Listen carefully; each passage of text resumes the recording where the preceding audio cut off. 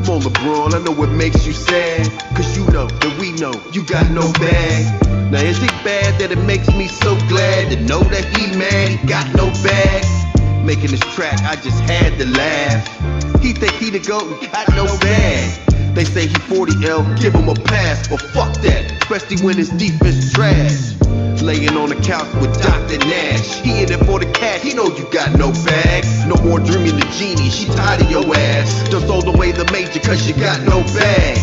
I see you looking when you know look past. You been cheating the game, can't stop leaving the calves. Your crossover ain't crossing, must have injured your calf. Look like a baby giraffe trying to reach your bag. Now you got a lot of fame, you got a lot of cash, you got a lot of pull, but you got no bag. Is anybody in the league you can dribble past? Hell no, you too slow, you got no bag. But Magic got a bag, you know that Kobe got a bag. I know the Black Mamba. Yeah, Isaiah, he got a bag. Isaiah got a bag. And Baron Davis got a bag. Davis, he got a bag. Yeah, Dr. J, he got a bag. Doctor got a bag. And Yo Shea, he got a bag. Yo just got a bag. Yo Dame got a bag. Dame time, baby. And D Wade, he got a bag. Wade. Now, somebody help me, I ain't that good at math. 20 years, 50,000 points, still no bag. If rings don't matter, you would've stayed on path. Fought through adversity and honed your craft. You knew you wasn't smart enough to pass that class, so you cut through the grass and hired the staff. Controlling all the narratives on your behalf. Your behavior is hilarious, but nobody laughs. 40 years old, how you still that fast? $1 million body with a bionic bag. Sooner or later, it's all gon' crash. You gotta ask, was it worth it cause I had no bag? You think nobody sees it, but it's clear as glass. It's a high price tag for having no bag. And when you retire, it's like, damn at last. You can call Big Perp and y'all can work on your bag. When the future looks back, evaluate your past. He was the fake King James and he had no bag. Now you got a lot of fame, you got a lot of cash, you got a lot of pull, but you got no bag. Is it anybody in the league you can dribble past? Hell no, you too slow, you got no bag. But Steph Curry got a bag. Steph Curry, 3 master. Marbury got a bag. Marbury got a bag. Jamal Murray got a bag. Jamal Murray, he got a bag. Jamal Crawl, he got a bag. Crawl got one. Hey yo Skip, he got a bag. J.R. Smith got a bag. Smith got a bag, yo. And Chris Paul, he got a bag. Chris Paul, he got a bag. John Wall, he got a bag. John Wall got a bag. KD got a bag. KD got a bag. J Kidd got a bag. He had a bag. Hey yo Gil, he got a bag. He got a bag. And Jay Will, he had a bag. He got a bag. Franchise had a bag. Y'all know Allen I had a bag. Allen I had a bag. And at last, but greatest of all time, Michael Jordan. He had the biggest bag of all, y'all. This one is dedicated to all those who use their platform to refuse the fake narratives trying to be spread and sold. First off, angry old hoops, sports and fitness rants, cause y'all showed me love first, you know what I'm saying? Too Raw for TV, Dreamers Pro, the basketball show, Uncommon Sports, 93 say, Brandon loves sports, Jordan versus LeBron, the real mind crime. Y'all keep up the good work, man. I fuck with all y'all. Yo, do me a favor, spread this track like a virus. My name's the L Explicit. I'm out.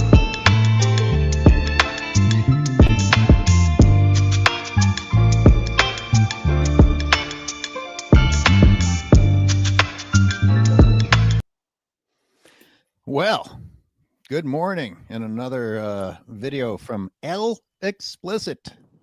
L Explicit is the name that he wants to go by. Thank you for that track. Another great one. Good morning, panel. How you feeling after that little warm up? Oh man, I feel great. Hey, that's the motivation right there. I'm ready to get started.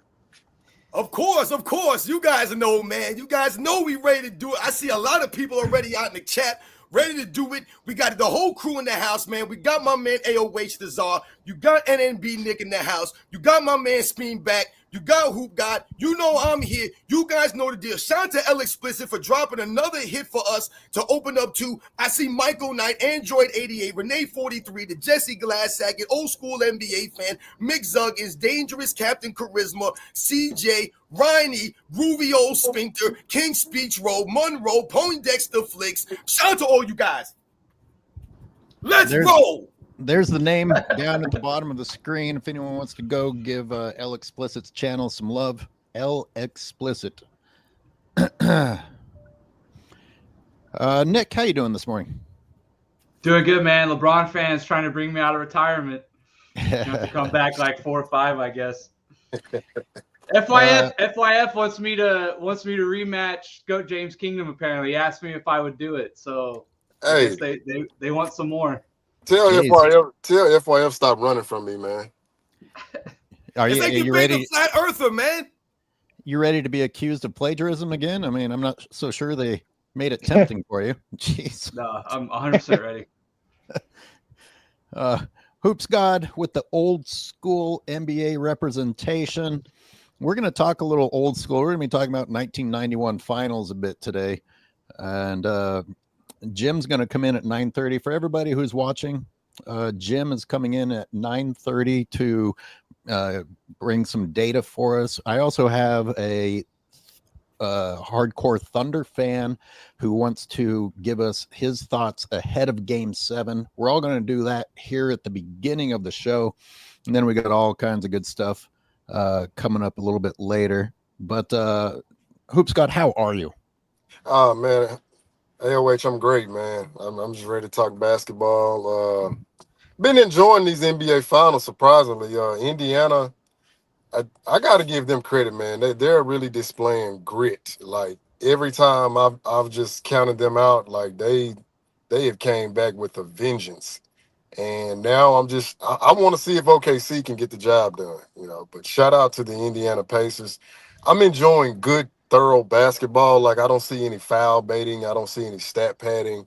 You know, I don't see any guys like begging for calls. It's just good basketball, and they're letting them play physical. So I'm loving it, man. How are you gentlemen doing? Well, let's move over to Speam. Speam, what's going on? Not much. Happy to be back with you guys. Seeing a lot of you guys getting in arguments with or debates, excuse me, with some channels across the aisle, and it's getting exciting because I swear I'm on the right side of things, but when I look in the comments on a lot of these things, it's just like, we're all taking crazy pills. But I'm happy to be back here on this beautiful Sunday. Who's taking crazy pills? We are. No, because we're. Never mind. Don't take my energy this early. Go ahead. Nick, you said hello, but anything else before we get rolling? In terms of the finals tonight, I just want to do a little bragging. Your boy did put a little wager on the Pacers. I mentioned it before. Wow. To win it all at the beginning of the year. So if they win tonight, I'm going to win about $300. After the Thunder lost Game 3, I went ahead and hedged my bet a little bit. So if the Thunder win, I'll win about 100, 150, something like that. So I'm thoroughly going to enjoy tonight. I'm just going to watch and spectate. But yeah, that's what I'm looking forward to tonight. I've one of my better scores that I've had in terms of calling it. So. All right, let's just make it a yes or no, or say the team. Let's go around the panel. Who you got? Who you got tonight? Obviously, Nick is choosing Pacers. Speam, who you got tonight? I got OKC. Robin? Pacers. HoopsGod? Thunder. All right. And with that, let's see if we have Vonnie, who sent me something fairly interesting. Vonnie, welcome to the show, and explain who you have tonight, and just tell everybody what you told me. Well, I'm in Kansas, grew up 12 years of early in my life outside Oklahoma City. My grandparents were very much into Thunder. My one remaining grandmother, still alive, lived next door to where they play, didn't care for them. And then as soon as we move her into a home in Arkansas, becomes a super fan. So I am with the Thunder, but I'm picking the Pacers to win tonight. Interesting. I see the young teams buckle under pressure. All the pressure is on OKC. They're the ones who can blow this. There's no pressure on the Pacers whatsoever. I think Mark Daigneault, he gets too cutesy with his lineup. He pulled Hartenstein, by far their best rebounder. How did they lose to the Mavs last year? They got rid of Giddey. who was one of their better rebounders, and they ended up losing the battle on the boards. So he's trying this death lineup without a team that can shoot 3-pointers. If you see Chet lining up for threes tonight, OKC's doomed. There's just too many things that have to fall into place for OKC to win. They win by blowouts. They can't win trailing. They can't play close games well. So there's really only one type of game that they can win. And I just see TJ McConnell getting some minutes being enough to derail the Thunder. They don't really have an answer for the little white guy. So I'm actually picking the Pacers tonight. And you don't think that the Thunder are going to wake up to the Hartenstein mistake, or they're just stubbornly going to stick with the plan? Even if they play two bigs, it seems like McConnell has a way of shredding through them. That's the guy that they're not prepared for. So if he gets serious minutes in the third and fourth quarter as some kind of halftime adjustment, that I just don't see the Thunder really having an answer for it. And they can't catch up by shooting threes. If they stay away from threes, they might be able to pull this off. But as the money ball dictates here, everybody has to jack up threes, and whoever's hot that night wins. And if a team trails too much, they just kind of give up. And that could very well be the Thunder tonight. Boy, is that not true. It seems like teams give up, and we got these 30-point blowouts left and right all season long. Regular season playoffs, but that's why we like the Pacers, right? Because they do fight. Because they do fight. Go ahead, Hoop. No, I was going to say, hey, Vaughn. Yeah. Tell me TJ McConnell is not reminding you of JJ Barea in the 2011 that's the whole thing. That's why he's there. Rick Carlisle's like, I need like the great white hope on my team to derail these teams that are heavy favorites. And this is his guy. He's a few inches taller, right? Like 5'10" to 6'2". Yeah, he hooping. I got to give him props. And he could tear off and actually get finals MVP, because it's not like we saw enough out of Pascal, Tyrese, like to really say, oh yeah, clear favorite if the Pacers win. So these are things that could happen tonight. Totally. There's a couple of things that shout out to my man Vaughn Fry for coming on here, man, and joining us. Shout out to your grandmother, man, too. Thank you. But there's a couple of things that you mentioned here that's really important that we have to keep in mind. The one thing that you mentioned about the Oklahoma City Thunder and their point differential this season in relation to them and how they play in these close game scenarios, in relation to their age overall. You know, Scabatak comes on here often. He likes to pump up Oklahoma City Thunder in their point differential and how it's historic. And I often laugh at him, and we go back and forth. And I always tell him, listen, man, when you think about the team overall and you're still comparing it historically, it doesn't add up, because the other teams you're comparing it to, those teams have championship pedigree. They have veteran experience. They have savvy, know-how, all of those things, which will help them in those close game scenarios. So, yeah, it's great you're blowing teams out, but what are you going to do when it gets tight? Like you said, what are you going to do when you're behind? Can you come back? Another point that you made that we have to once again keep in mind is the pressure that comes with being the favorite.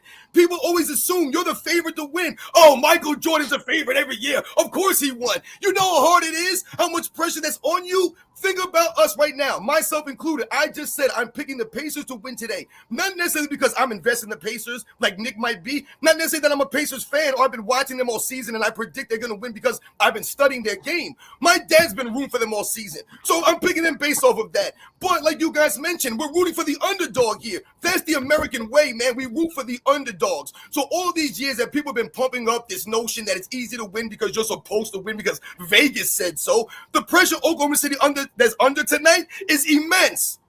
I think I told you on our last live, Robin, I realized a lot of the reasons I ended up rooting against Jordan at the end of his career is because I went for underdogs.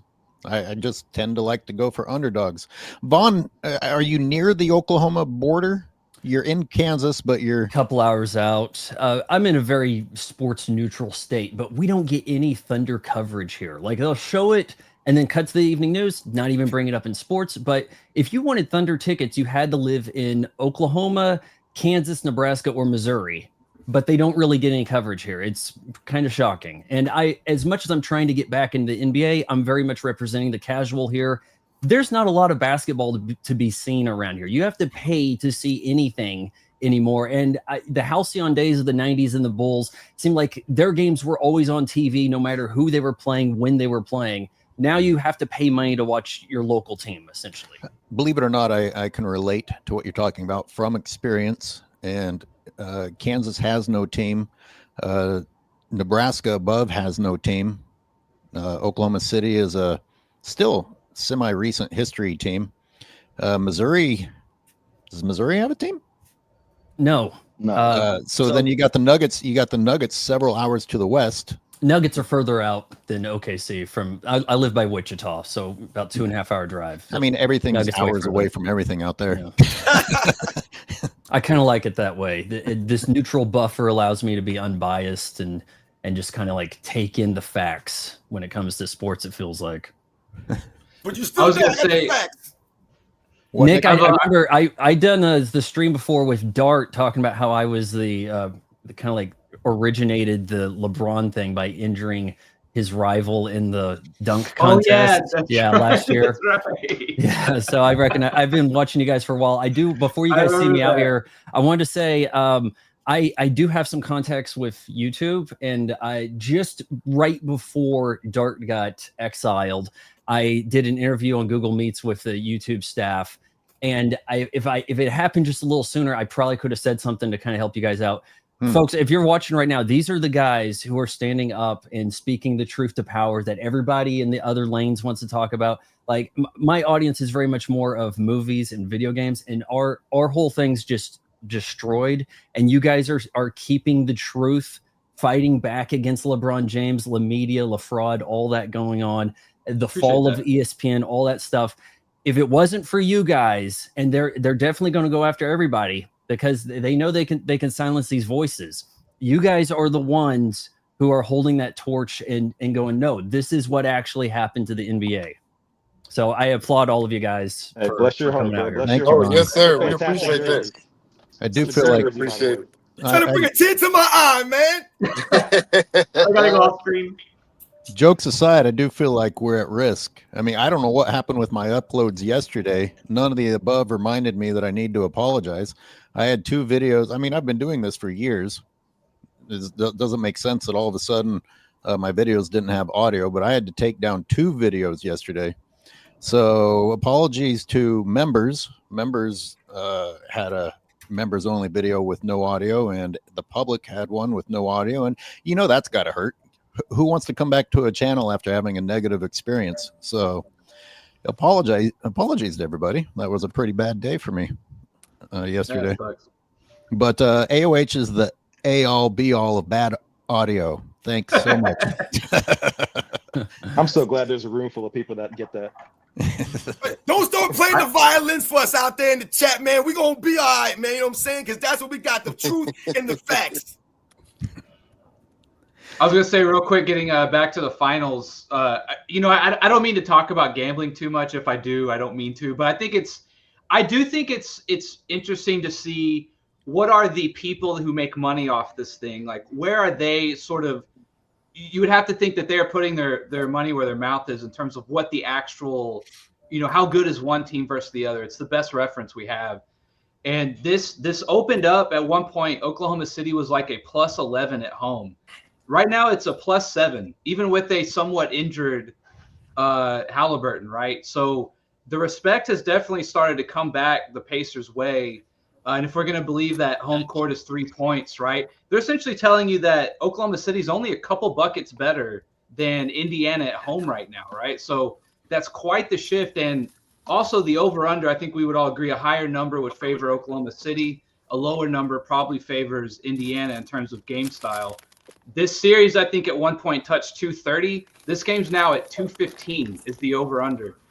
Like, in terms of betting, those are huge swings. Like, I don't think swings usually happen that much in a series, right? Those are big swings the other way. So, just shows that Indiana's catching up. People are beginning to catch on. Nick, can I ask a question to that real quick before we move on? Yeah. It was confirmed that Scott Foster's reffing tonight, I believe.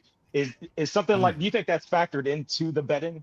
Ooh, I don't know. That's a good question. I think something like that, if we're going to go down that hole and say that something is in, the money's already been placed. And so the line, I don't know what that means for the line though, but if it's come down though, Go ahead, and Robin. we believe that, Go ahead, Robin. that means the Pacers are going to win. I think that would give the Pacers a favor if that's what we really think. If I may say, I think this whole series, the Thunder have been quite the favorite, even in Indiana. It's like, and then they lose big, and they're still the favorite the next game. People are actually picking the Pacers, though, over on Yahoo Sports app. It's like 55% Pacers. And again, this panel back in October, we forced everyone to choose someone at the beginning of the year, and I think the vast majority of the panel chose the Thunder just based on their depth. Am I right? Didn't the vast majority of people choose the Thunder? Yeah, they've had the juice all season. Right. Yeah, and they deserve to be the best team all year. My fault, Nick. No, sorry, go ahead. I was going to say they deserve to be the best team, though. I mean, they easily were just playing, in my opinion, the best basketball as well up till this point. Right, that's the thing, Nick. Right, exactly. If like I said, if you had to pick someone at the beginning of the season, why not? Would you not pick the Oklahoma City Thunder? It makes sense, what you guys are saying, like I said, preseason picking and things like that. But when we're talking about, like I said, we have to also mention in a series like this, I think the coaching of Rick Carlisle has to come into the conversation here, because the experience of a Rick Carlisle, he's had his faults, his failures. You know what I'm saying? Remember, he was the one who was in Detroit right before Detroit won that championship when they brought Larry Brown in. So a lot of people forget that Rick Carlisle kind of took some heat, and people kind of saying like, oh, they needed to get rid of Rick Carlisle to win that championship. And don't forget, before they won that championship in 2011 in Dallas, Rick Carlisle and the Dallas Mavericks in 2010, they lost to the San Antonio Spurs in the first round that season as the number 2 seed, and the Spurs, I think, were the number 7 seed that season. They got upset in the first round. Rick Carlisle was coaching that team. He was taking a lot of heat for that first round exit against the San Antonio Spurs. I'm sure Nick remembers that. That was right before that 2011 season that they won the finals. So Rick Carlisle has some savvy. Let's not forget Rick Carlisle played in the league with Larry Bird and some of the great players in the history of the league, man. So he has experience also playing. As I say, I feel totally vindicated on Rick Carlisle. I've been a huge fan of his from day one. I never thought Dallas should have got rid of him. I think in terms of X's and O's, he can squeeze the most efficient offense from any set of given players, as long as they can digest the playbook or the play sheet or whatever, the draw up. I think he runs X's and O's as good as any coach in the NBA, in my opinion. Justin Messenger is back with another super chat. By the way, it's time for shameless begging for those of us out here trying to tell the truth. Let's get those super chats going. We've got a full panel and a full lineup for you. We've got Jim coming in with some special stats. Justin Messenger, thank you. Don't worry about the mistake with the audio, AOH. After all, it's just a video. I feel like I'm almost like LeBron James here. I need Steve Nash across wiping my mouth and my butt and telling me everything's going to be okay. Oh, why do we talk so much about video culture anyway? He says. That's good. I appreciate the humor.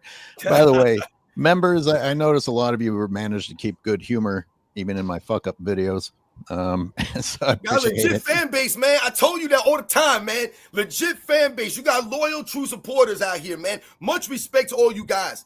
Hey, on the flip side of that, you got the people that complain that you have members only videos. I got to ask, what do you want us to do with our members only section? Maybe you should be mad at YouTube that members only sections exist, but like, do you want it to be empty? Do you want us not to reward our members? I'm not sure where these people are coming from who get mad that there are members only videos. What do you guys have in your members only sections? Oh man, you're asking the wrong guy. I'm doing. You asking the wrong crew here. Airways, some members only stuff, man. You have members. I haven't made it that far. I couldn't even imagine. Don't you have members only, Robin? I thought you did. I do have. I have a members section, and shout out to all my members, man, for real. But once again, I don't offer anything through my membership. Like I've told people many times, man. What I offer through my membership is me shouting these people out, me posting them on my page, my timeline, things like that. That's what I do. I try to put these people out there, and they know the deal. And the bottom line is it's a way for people that believe in what you're doing to show you even more support. I think that's the most important part of it. It gets a little bit negative when you feel like you have to keep producing other stuff just to validate it. I think the people that are supporters are there because they want to help keep you going. So again, shout out to all the members. And shout out to Jolly Joshams with a nice, generous $10 super chat. Good morning, gentlemen. Question for the panel. If Indiana pulls this off, who would you give the finals MVP to?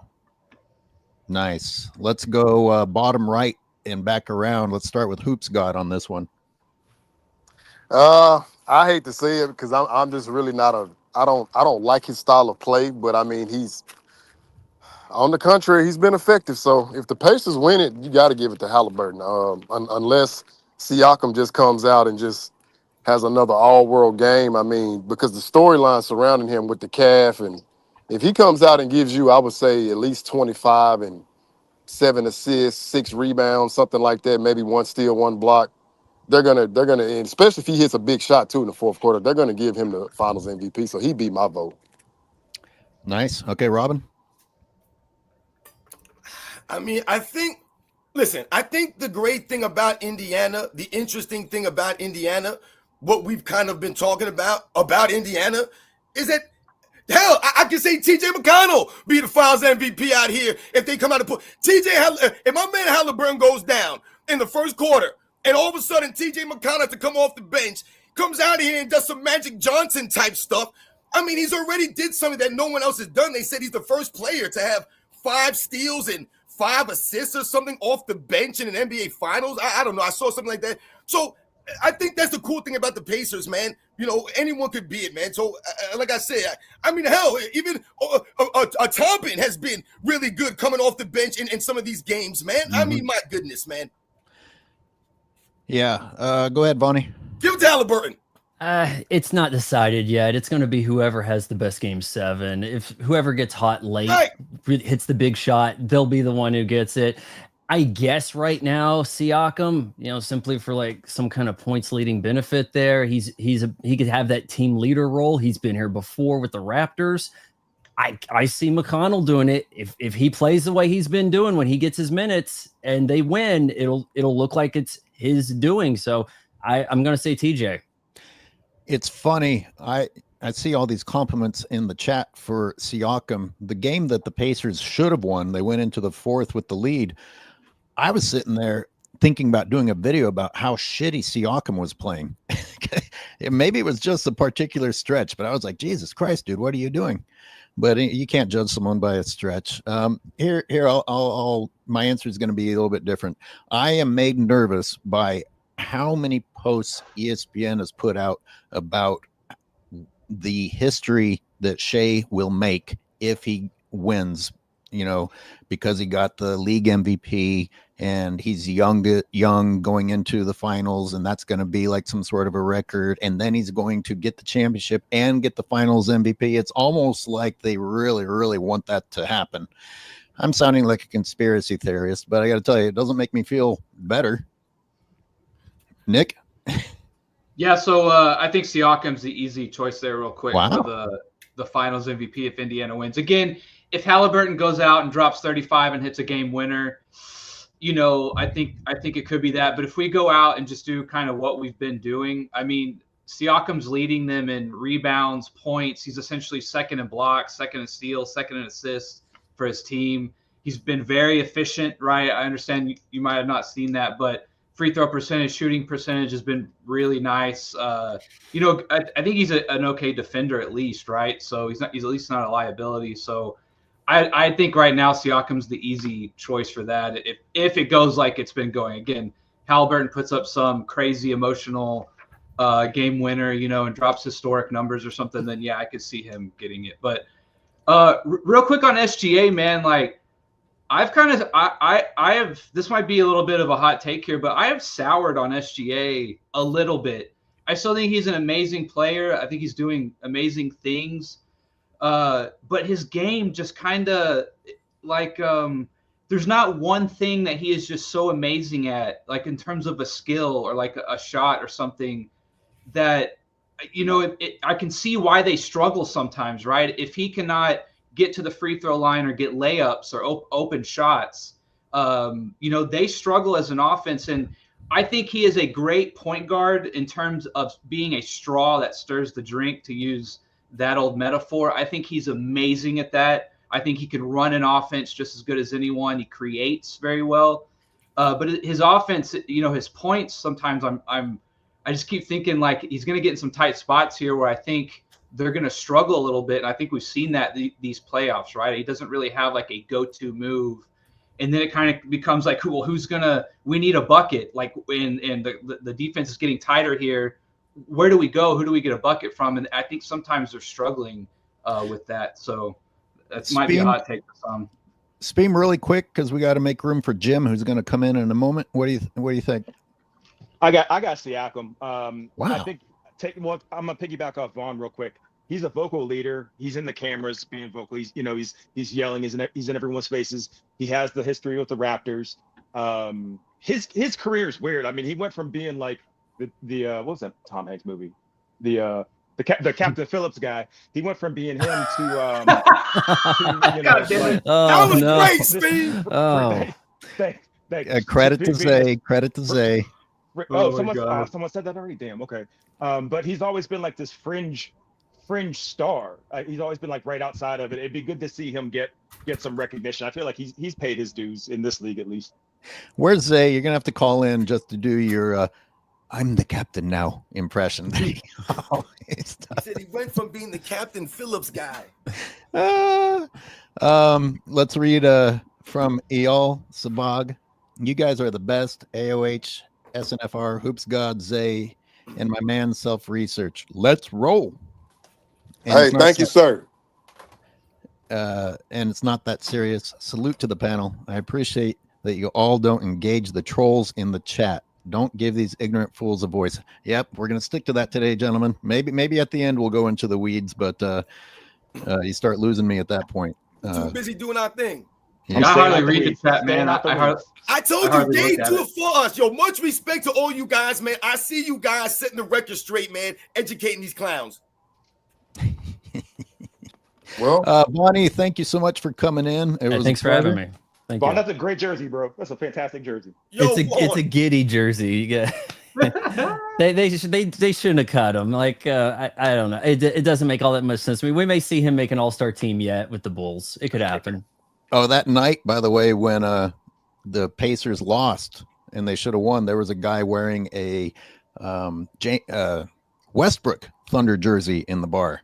And I was getting ready to go ask him if he actually lived through that time period. But then the Thunder won, and I didn't want to talk to anyone. Can I, AOH, real quick? I just want to pose a question. If OKC does win, do you think this hurts Russell Westbrook or KD in terms of their impact with OKC? Absolutely. Really? Okay. I don't know. I think the media will talk about it, and that'll make some people think that I don't think it hurt Westbrook. If anyone, it might hurt Kevin Durant, but it should hurt KD. Okay. That's what I agree. I mean, that's what I would think. But yeah, that's just my thing. All right, Bonnie. Thank you so much. Yo, Vaughn, be good, man. Thanks for coming through. Appreciate it, bro. And and right on time. It's going to be interesting to see which direction we go this morning because Jim has a brand new video. Self-research. Yeah, what's up, fellas? How you guys doing? Self-research NBA fact. Welcome to the show, sir. What's up, Jim? With the 9:30 data drop on us. I need some class on this thing. Hey, I got whichever segment you want to do today. It's up to you. I was just curious if you felt like we could do the 91 finals. That's fine. It's fresh, so that's probably better. All right. So here's my take on what's happening. Scotty opened his mouth again. Horace Grant opened his mouth again. Are these guys getting ready to launch another no bowl tour? Because there's a lot of bowl coming out of their mouths, just like last time that they launched their tour. And Robin, I don't know how much of your rant was off the top of your head, but boy, you were dropping stats from 1991. Self-researched. You, of course, brought the stats. I personally have been watching the 91 finals again, and I'm breaking it down play by play, painstaking detail. I will have the first period done this morning and up in the member section. But hey, you guys drop stats, and I'm sure fanboys can say, well, if this and if that. Yeah, you're not going to have any argument against my visual proof. I'll tell you that much, because I don't know. As both of you said, this revisionist history is particularly stupid. And Jim, since you are a special correspondent here, I'll let you take it from there. Oh yeah, I don't even know what the hell's going on, to be honest with you. I don't know where this stuff starts. That's how We're just going to start. Are we just going to start pulling out finals now and say, oh, this guy had a good game, so he deserved finals MVP? I mean, if you just go by game score, the only game that Pippen was ahead of Jordan was in game 3, or actually, Oh, hold it on. was game 5. I'm sorry. It was game 5 when the series was already over. It was 3-1. But I mean, come on, it's just a joke. Everybody knows who watched that series. It was all about game 3. Front And run. Pippen fouled out with Yep. 15 seconds to go in the game. And a very important detail that I don't hear people mention is the fact that Michael Jordan played halfway through the fourth quarter and overtime with 5 fouls. He did Mhm. all that on the verge of fouling out himself. Not Game only 1 did and he game not 2 foul also. out, yeah, and Pippen watched the whole thing from the bench. So all this stuff about Jordan couldn't win without Pippen, well, he literally won with the Pippen on the bench. And Magic Johnson did nothing. And that whole narrative about, that's what I really hope you get into, is this, oh, Jordan needed Pippen to guard Magic to shut him down. It's like, that's not true. The Last Dance is what started all this, I think. They made it seem like, oh, Pippen came in the game and saved Jordan because he couldn't handle Magic. Like, he had no field goals in the first half of game 1. Magic. He had nothing. Jordan was doing just fine against him. But Pippen, guarding James Worthy, was giving up 14 points. That's why the switch, if you look, Cliff Levingston actually played 20 minutes in that game. He started guarding James Worthy because Pippen couldn't handle him. He was too big for him, whatever. So they put Pippen on Magic, and then Jordan would guard Byron Scott. They did that kind of rotation. But a lot of it, Pippen was guarding Magic when Jordan wasn't even in the game. So a lot has been made about this. It's just stupid. I made an assumption that people know what we're talking about. Here's the stage. Horace Grant came out and said that Pippen should have won the 1991 NBA Finals. Oh, wow. which I mean, MVP. Pippen should have won the MVP in the 91 Finals, and this obviously set Robin off. It set self-researched off. It set me off, but I just went to the video footage and have been working on something. But maybe, arguably, one of the more interesting talking points about this is how much Michael Jordan is to blame, because he had creative control of The Last Dance, and it was The Last Dance where they had that guy, Aldridge, come on and say, Magic's the greatest point guard I've ever seen, and Scottie Pippen was picking him up full court. Nobody does that. Nobody did that. Guess what, guys?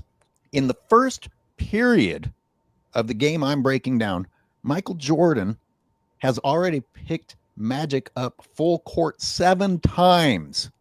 I mean, they're not telling the truth. Yeah. Why, in Michael Jordan's own documentary, are they overhyping Scottie? I mean, the best answer I have is that Jordan was being nice and crediting teammates. And after all that, Scottie and Horace turn around and shit on Michael? No, but AOH. Yeah, go.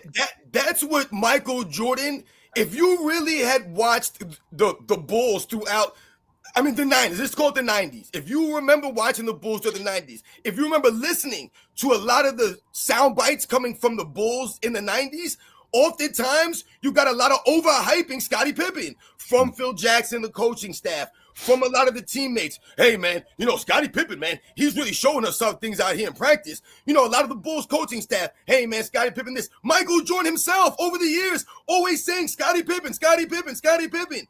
So it was always Michael Jordan and the other Bulls people, like I said, the coaching staff. Phil Jackson at one point saying, oh, Scottie Pippen's the best player in the NBA right now. He's one of the best all-around players in the NBA. They always had to coddle Scottie Pippen's ego that way. I mean, look at him now.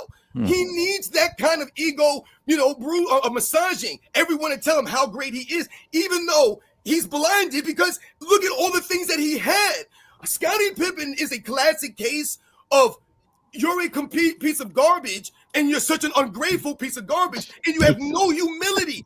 You think about how humble Scottie Pippen should be when the greatest player, or the person who's perceived as the greatest player of all time, says himself, every time you mention me, you should mention Scottie Pippen. The greatest player saying that about you, and that's not good enough. It's almost like that coddling that you said Pippen needs. He started hearing it and took it too far. He's like, oh shit, I was that good. No, you needed to hear that it was that good. And I pointed out this whole idea Scottie Pippen is like underappreciated. they were saying that shit in his like third season. How underappreciated can you be starting that early on in your season? It was a narrative even back then, apparently. So Can I tell you real quick one other thing that's interesting about that though? Yeah. Is I'm seeing a lot of guys pick and choose which players they want to listen to when it comes to arguments like this. Because Sure. you know you get a lot of the, well, do you want to listen to us or do you want to listen to the former professionals, the Kendrick Perkins guys like that, blah blah, the morons, right? But you have these guys that they shift teams just based on, you know, whichever way the wind is blowing. So you kind of have to keep that same energy for every single person then, if that's the case. so Because I wanted go to ahead. Yeah, chime yeah, yeah, in. yeah, yeah. I wanted to chime in on that too because I think what a lot of people are missing is that when Phil Jackson had Scotty guarding Magic, it's because he wanted to open Jordan up more offensively. Because again, you know, coaches can see what players can't. And what was happening in AOH, I'm sure you could point this out with your film breakdown. When Jordan would penetrate and collapse the defense, they would literally just like take three people and try to stop him, right? And he was leaving they were leaving John Paxson's open. I don't think they were doing it purposely. It's just Michael Jordan was so dynamic. So Phil had to say, okay, Michael, we got to make some adjustments. I need you to start looking for John more. Like, you know, just letting him know, like, you know, hey, they're sending three guys at you. Because I think that's just how dynamic Michael Jordan, I'm not saying think, that's how damn dynamic he is. So when you see game two, MJ starts to find Paxson's, and correct me if I'm wrong, I don't believe he missed a mid-range jumper because he was He catching. was I 8 mean, for 8. it 8 was for 8. yeah, he was literally catch and shoot. And when I tell kids today, y'all talk about all this efficiency and volume, I said, go look at John Paxson. Tell me how many times he dribbled the ball when he caught a pass from Michael Jordan. He was literally like an automatic rifle, and he was like nothing but the bottom of the net. So once the Lakers seen that, okay, wait, he's passing the ball. Now it's like it's causing like conundrum within the Lakers. So you got Michael Jordan pretty much being that scoring playmaker, but he's also being like that pseudo point guard because he's also finding Horace Grant when they collapse on him on the perimeter, right? So now Michael Jordan is becoming like more of an all-around player. So yeah, Scotty, you take Magic because he's going to give Michael Jordan so much more extra responsibility in game two, and it set that tone. So once they seen Michael Jordan could actually pass the ball, now they're already behind the eight ball because it's like, how are we going to stop Jordan? But yeah, now he's making all these incredible passes. You know, they don't talk about that for some reason. I just wanted to add that into the conversation as well. Can we No, shout that's out good. In whoever game appeared 2, to break this KD news also? My bad, Nick. Go ahead. Someone go mentioned ahead. that KD trade. I just wanted to give them credit. I couldn't tell who it was. Okay. I guess KD I was to just going to Houston. say game 2 was irrelevant anyway about Pippen's defense. Paxson and Jordan went 23 for 26. That's the best shooting backcourt in finals history. Jordan hit 13 in a row in that game. It was just irrelevant. It's just an irrelevant observation to make about that game. It was all Bulls all the time, the whole game. It was just stupid. It didn't matter. It all came down to game 3. You watch the series, you realize how important that shot that Jordan hit, forcing it overtime was. They missed, they're down 2-1. Who knows? The momentum's on the Lakers side then. It could have changed everything. It was really came down to game 3, and Jordan made the plays. That's it. Hey, Jim, that's still a record to this day, isn't it? Jordan going It 13 is. consecutive field goals. Yes, that and the Paxson and Jordan going 23 for 26. The next best one was 05. I got it right here. It was Ginobili and Tony Parker went 12 for 17 for 70.4%. So they were 18% better than the second best backcourt ever in finals history. In that series, Michael Jordan had a defensive record, which is the most steals in a 5-game finals. I think there's been like 16 5-game. He had the most steals with 14. He had 2 shooting records, the one with him and Paxson and the consecutive field goals, and then the passing record, the most assists per game in a player's first finals, 11.4. That's still all records to this day. So I'm just saying that's the wrong finals to pick. I think that is one of the best finals ever by any player ever, including Michael Jordan. I thought it was his best. A lot of people like 93. 91 for me was even better because it was all around. He did everything amazing in that series. Hit clutch shots. I mean, all the records, all of it. game two. And the Bulls in 1991, I believe that they were the first team in NBA history to win an NBA Finals, not having a single person on that team having any Finals experience. No one on that team had ever been to an NBA Finals. And I believe that they were the first team to ever do that. So like you said, if people talk about game one, because Horace Grant made some comments and he mentioned game one and why they lost game one. And people are trying to say that Michael Jordan or Scottie Pippen taking Magic Johnson changed the series after game one. The reason why the Bulls, or one of the reasons why the Bulls lost game one, is their lack of experience. Look at the game. If you watch the game, look at the eyes. These guys look totally like a deer in the headlights. They look nervous out there, a lot of those guys. No one was hitting any shots. No one was doing anything out there. Well, it was actually a storyline with the announcers, too. They kept talking about how nervous the Bulls were, and the Bulls were admitting it. Horace Grant, for example, admitted it. Can you imagine if you didn't have someone like Jordan leading? I mean, I'm going to go out on a limb and say that Jordan was the one that wasn't nervous and kind of bringing people back down to earth. Also, didn't Jordan lead? Jordan shot 14 for 24. Pippen shot 7 for 19 in game one. So it wasn't on Jordan. Yeah, didn't Jordan lead in every major statistical category except for rebounds, if I'm not mistaken?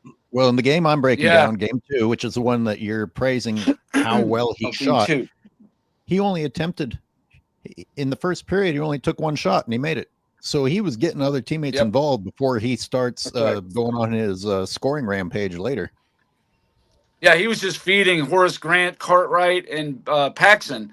They were just going nuts, those guys. And then he just went on the best run anyone's ever had in the finals. I mean, 13 in a row. No one's ever done that. That's why Divac was destroying the Bulls in that series, man. Bill Cartwright, they had Vlade Divac looking like Will Chamberlain down there, man. And let's tell the whole story about Scottie Pippen in that game three, Jim. Like you mentioned, I always talk about game three, and to me, that might be the most clutch and most difficult shot that Michael Jordan's ever hit in his career. In his first NBA Finals, in game three, in LA, series tied 1 game apiece, your sidekick is fouled out on the bench. There's 9.5 seconds left. And once again, they lose that game. They're down 2-1, and this is back in the 2-3-2 format. They had to play 3 straight games in LA, man. And the Lakers were real tough in LA, man. So what happened before that shot, before Michael Jordan? How did Scottie Pippen foul out? The Bulls were up by 1 point with under 20 seconds to go. And Vlade Divac got a pass from Magic Johnson, and Scottie Pippen got a blocking foul and one on Vlade Divac. He had an N1, knocked the free throw down, and that put the Bulls down by 2 with 9 seconds to go. That's how Scottie Pippen fouled out. Yeah, you don't. I'm sorry, someone who does that to your team can't be in the MVP discussion, regardless of anything else. He almost lost you game 3. Jordan almost ripped that pass, too. The pass to Divac. If you watch the replay, he almost ripped it from Divac. And Divac just kind of recovered, stumbled, and just threw it up. And it just went in. It wasn't a good shot. It was just luck, really. But, Pippen just ran underneath him, got the blocking foul. And, again, Jordan did the whole thing with 5 fouls. He could have fouled out at any moment in overtime. And he knew that. He had to have known that. So he played that whole I think it was the last 9 minutes of the game with 5 fouls. So that's pretty nice to do that. And back to game 1, another thing I find interesting is Perkins, Worthy, and Divac, like you were saying, they were slaughtering the Bulls. They scored 60 points. The Bulls front court, 31. They crushing them, kicking their ass, really is what I'd call it. And Pippen couldn't handle Worthy. Pippen just could not handle James Worthy. He just couldn't. He was killing him, cooking him. I was watching so many highlights. I was like, wow, Worthy just destroying Pippen. Looks like he was just bodying him. He was hook shots, jump shots, everything going. And then they put Pippen on Magic, and people thought because Jordan couldn't handle Magic? He was doing fine. He had no field goals in the first half. It's just not true at all. Shannon Sharp goes on about, he put a triple-double on Jordan. It's like, well, which is it? Is it on Jordan or Pippen? Who is he guarding? See, these guys are idiots, man. I'm so sick of them. And it's not a big deal any damn way. It's freaking Magic Johnson, man. I love how they talk about these guys like it's a knock because Magic Johnson was cooking Michael Jordan in the finals. He's Magic Johnson. Is he not recognized as a top 5, top 10 player in NBA's history? I'm pretty sure he's universally recognized as the greatest goddamn point guard in NBA's history. So yes, if he's cooking Michael Jordan, that's supposed to happen. Which he didn't. But a little love to... Love to Jesse Glad Saget. thank you for the super chat. Michael Jordan turned his teammates into household names. LeBron turned teammates that used to be household names into pariahs.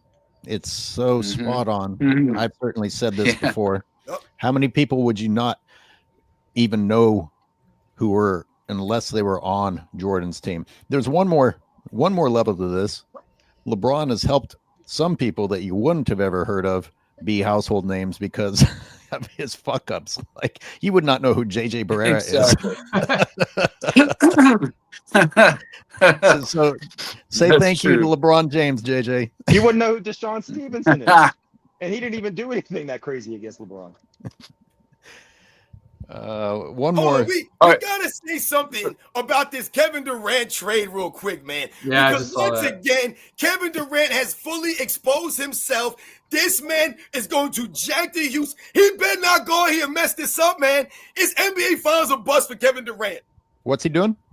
He's going to the Rockets. Oh, he is? That's what it appears. I don't think it's official yet, but that's what it appears to be. Okay. I know Jalen Green was part of the trade, which is nuts. So, yeah, Jalen Green, Dylan Brooks, and the number 10 pick and 5 second-round picks. That's Wow. That's a steal for the Rockets. If I'm not, Damn. excuse me, for the Suns. If I'm not being clear, that's way too much. Yeah, I to mean, give if up for Durant KD. can come in and drop 26. Yeah, what they're that's lacking. crazy. They're lacking a That's shot like a maker. whole future.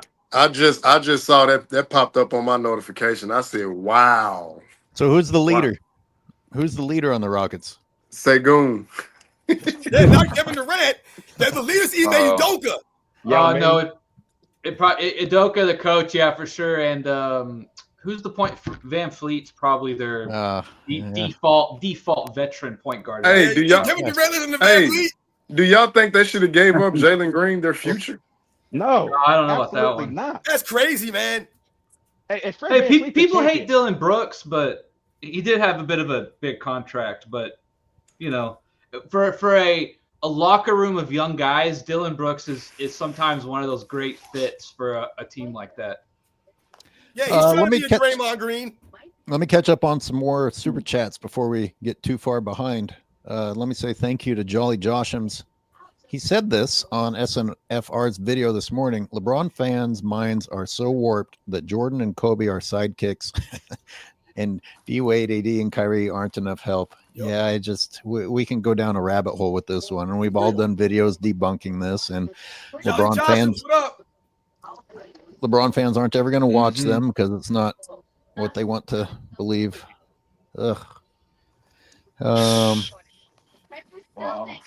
Man But 6 on Boy Kane with $4.99. No comment. Thank you.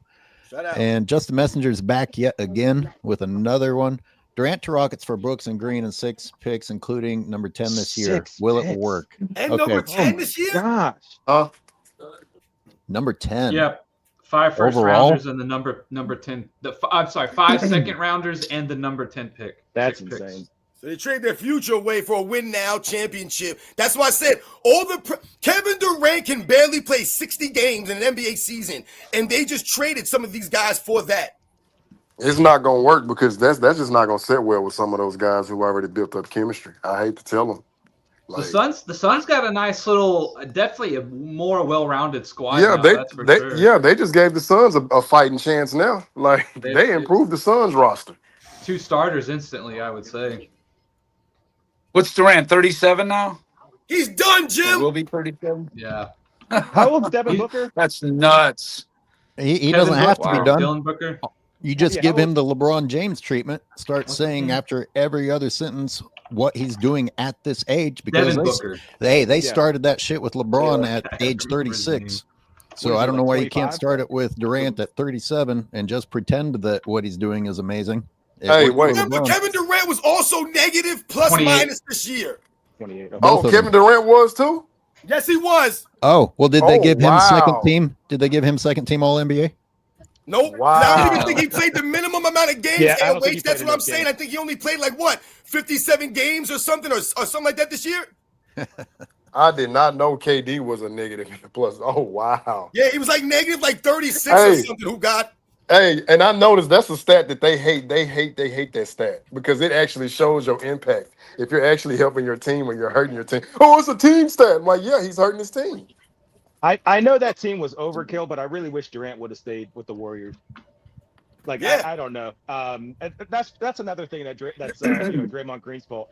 But he screwed up his entire legacy. KD did.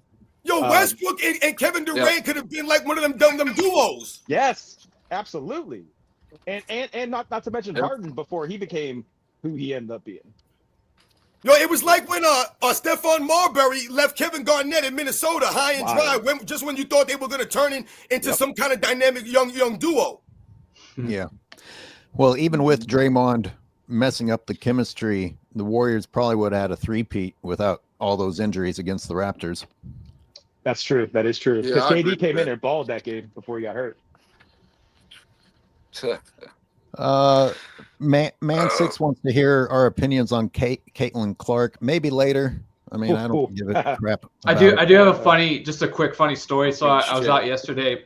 My mom actually texted me. My mom, who, she knows I like basketball, but would never text me anything like this. She goes, "Have you seen all the fights happening with Caitlin Clark?" My mom texted me that. I was like, "What is going on?" Like, it was completely out of nowhere. It's the most random text ever. So just to kind of, there is some kind of effect out there, I guess. That's bringing the casual fans in to watch sports, man. Dude. Like my man just came in here, Vaughn Fry. My man came in here and said his grandma over here a Thunder fan now. You know what I'm saying? You bringing people in. Yeah. Hey, Jim, I know you got family and stuff to get to. Did you want to bounce? Or you? Yeah, I'll just say one last thing. And about that 91 finals, you don't have to listen to me. You don't have to listen to Robin. You don't have to listen to Nick Wright or Shannon Sharp. Just listen to NBC and who they gave the Miller Genuine Draft Player of the Games to. Jordan got 3 of them. They gave 1 to John Paxson and 1 to Vlade Divac. I didn't hear Scottie Pippen's name in any one of those.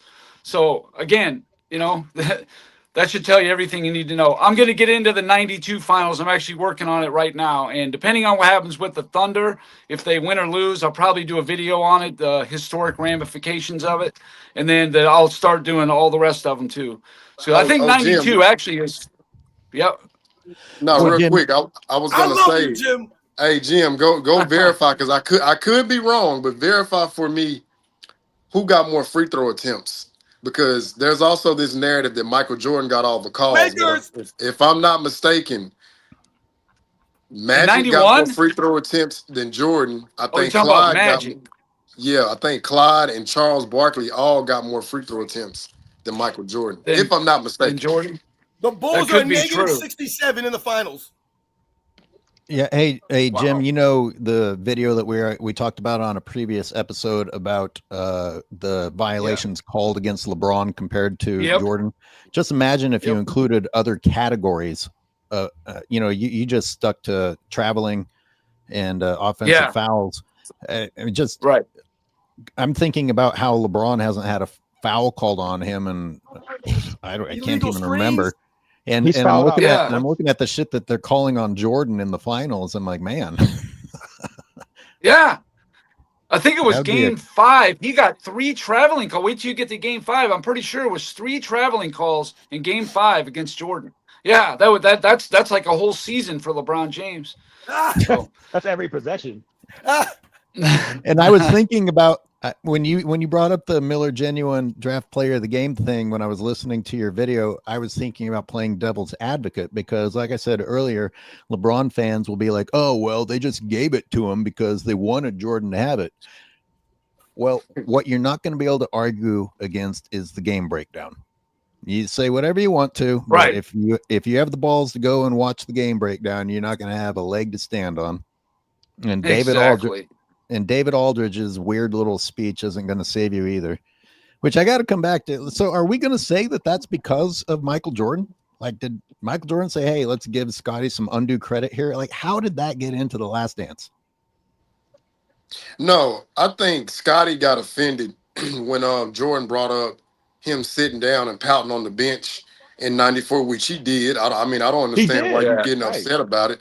Like you wanted to be okay. This is a prime example of heavy is the head that wears the crown. You Jordan got showed tired his of being flaws in too. Michael Jordan's shadow. You wanted to be the number one guy. You're in the spotlight. So now that the pressures and the moment is here, okay, you got to live up. No, going to sit down and pouting on the bench like, nah, that's not gonna get it because you felt like you deserved that shot. No, Scotty. Tony Kukoc had been hitting game-winning shots all season long. Yeah. So why would they go away from Tony Kukoc to give you the ball when you're not a clutch shooter? Like you've Yeah, it's never kind been of a like clutch shooter. it's like Right. don't include any criticism of me, only praise, or I'll get upset. Even though Jordan showed plenty of his own shortcomings in that documentary, you know, he could have been much more biased. But I want to stick to the specific question. How did this little story that David Aldridge starred in, and viewers, I'd love to get you guys in the chat telling us your take on it. How did that become a part of the script in The Last Dance when it wasn't even true? How did it happen? I Yeah, told that's you, man. they missed it. They missed it. I don't know. Other than that, You think they it's a just missed mistake? it. Scottie Pippen his flowers, man. They giving the man some shine. Michael, you think that didn't cross the table in the edit booth? Michael Jordan saw across the he was like, man, let Scottie Pippen have his moment, man. Because let's be very clear here and educate the people. Scottie Pippen did have an impact on the defensive end. He was great in the series, Scottie Pippen. No one's saying that Scottie Pippen was trash and Michael Jordan had to carry him across No. the finish line. What we're saying is that he was not the main guy guarding Magic Johnson. Yes, Scottie Pippen No. had an impact, but what was the main function? Like HoopsGod said earlier, is to give Michael Jordan a relief on the other side of the ball. Michael Jordan can't be averaging 30 plus, Right. be the only guy scoring for your team, and play Magic Johnson all game long, every game. That's not strategic. That's not going to help you win. Phil Jackson would be stupid if he left Michael Jordan out there to get in foul trouble and to get tired like that. That doesn't make any sense. If I hear you, what you're saying is Michael Jordan was very aware of Scotty's insecurity and said, we'd better give Scotty more flowers or things will get really bad. And they got bad anyway. But does anyone on the panel have a different hypothesis about this? The only thing I could think of is like either, yes, Jordan just said whatever, it's not worth fighting, or you have to wonder how much like hands-on Jordan was in the editing booth, and maybe someone put that edit in there just thinking like, oh, let's display how good Scotty was, right? And Jordan just never saw it. I don't know. There could be a few reasons why. Again, you have to wonder, like, is Jordan really going through and combing through every second of the documentary? I would say probably not, but you never know. It could be that he just doesn't care. Nick, that makes sense. I mean, I can't picture him wanting to sit through that editing process, but if you listen to the people who had Scotty's back, they will act like Jordan was there for every bit of it, and therefore he's to blame for anything mean said about anybody. But No. AOH, that's no different than how media is now. People just say shit, and then there's nothing to back it up. None of us were in that room. None of us were producing this, The Last Dance. So people just say stuff with no evidence, no background, nothing. And that's why we are where we are now. Nah, AOH, this is my just looking at from the outside looking in. They're just projecting. They're projecting their insecurities, their hurt feelings, and like all that. They just want to blame Jordan. So, that's low hanging fruit. Just blame Jordan, rather than them just being men and standing on principle. Well, let's just go for the low hanging fruit. No, we're going to blame Jordan. They're acting like some petulant children. It's just embarrassing if you ask me. Okay. Let's get this. AOH, are you going to get into that about Magic, Pippen guarding Magic? Are you going to get into it? Oh yeah. Oh, you are? Okay, good. You remember the video I did about you remember the Gary Payton and Jordan, that other narrative too? Yeah. That was eye-opening as could be on that one. How did that narrative get started? Because it's not even close to true. Gary Payton did not shut down Michael Jordan in the 96 finals. He shot over 50% on him.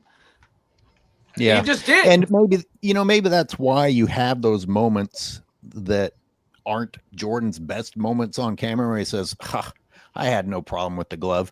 But if somebody was there and they know the truth, and you're hearing, oh, Peyton was owning Jordan, and then you put that guy on camera, I might say something like that too. It's like, come on, I had no problem with this guy. Right.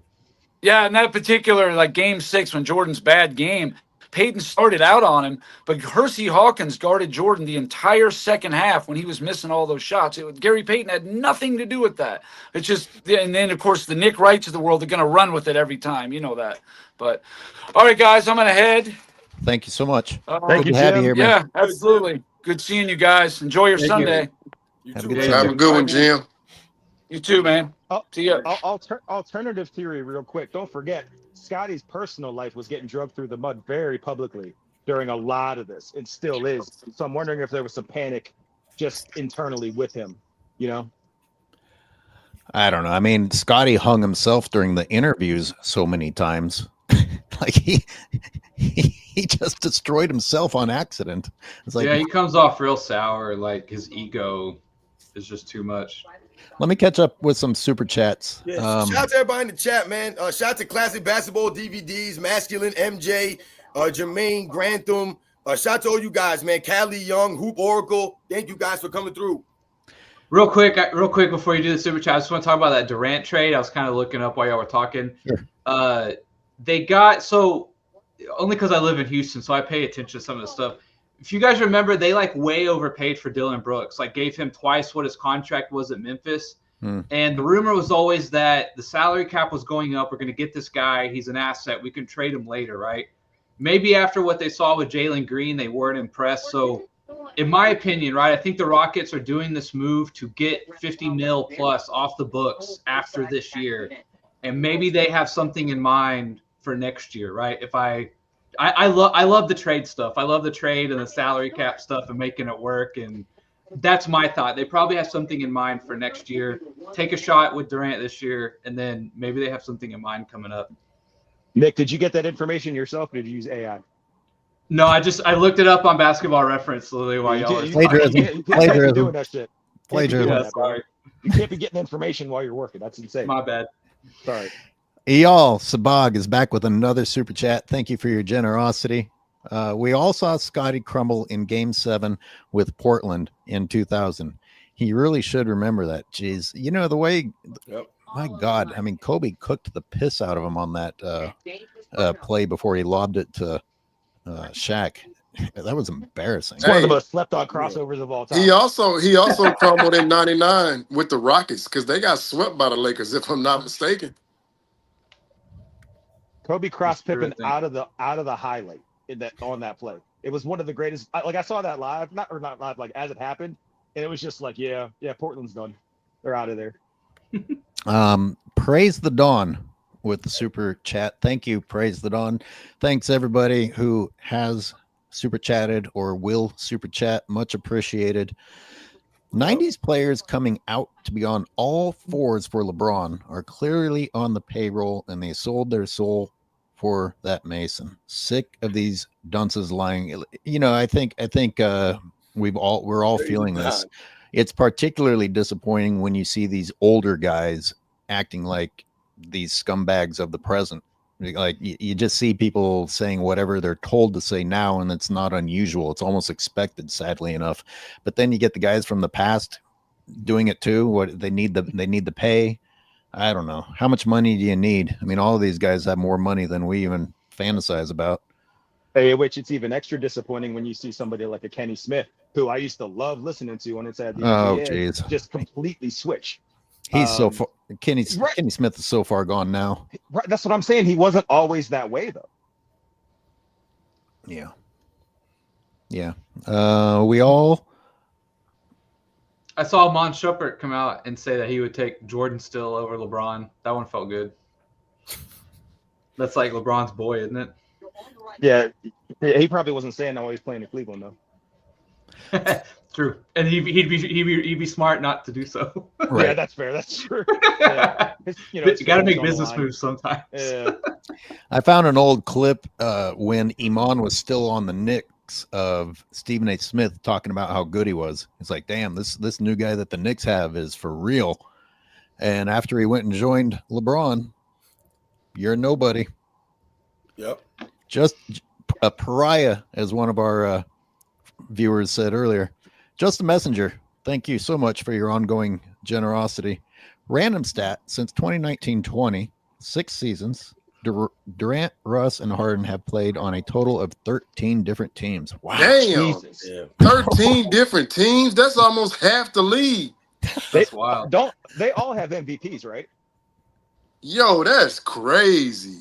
And the only guy I feel bad yeah, they for is do. Russell Westbrook, man. I don't feel Westbrook, bad yeah. for James Harden. I don't feel bad for Kevin Durant. Kevin Durant out there requesting trades, chasing coaches out of teams, getting all these plays that he wants to be playing at. Russell Westbrook has been scrambling for his career, essentially, ever since he left Oklahoma City Thunder. And why has he been scrambling for his career?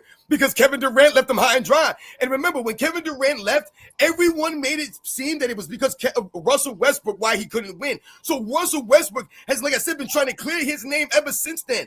The funny thing is, Kevin Durant hasn't won an MVP since he played with Russell Westbrook. Robin, say can I what? piggyback off that real quick and just give you credit because that's a great take. But also Westbrook to this day, he's still paying for being touted as the problem in LA. Like that cost him money at the end of the day, right? Now he's playing for vet mins, and he wasn't the problem in LA either. So that's a great point. Hey, Speam, we got to turn your volume up a little bit, just a little bit. Okay. I was gonna say Westbrook's really grown on me through the years as he's kind of just kept his head down and kept playing. Harden, and by the way, Harden left before Durant did, and so then by then Westbrook was all alone. I look at that 2012 finals, and Westbrook was so physically gifted, so explosive, but he did, he could get to the rim, and he did blow shots too many times. He looked young and nervous, but anyways.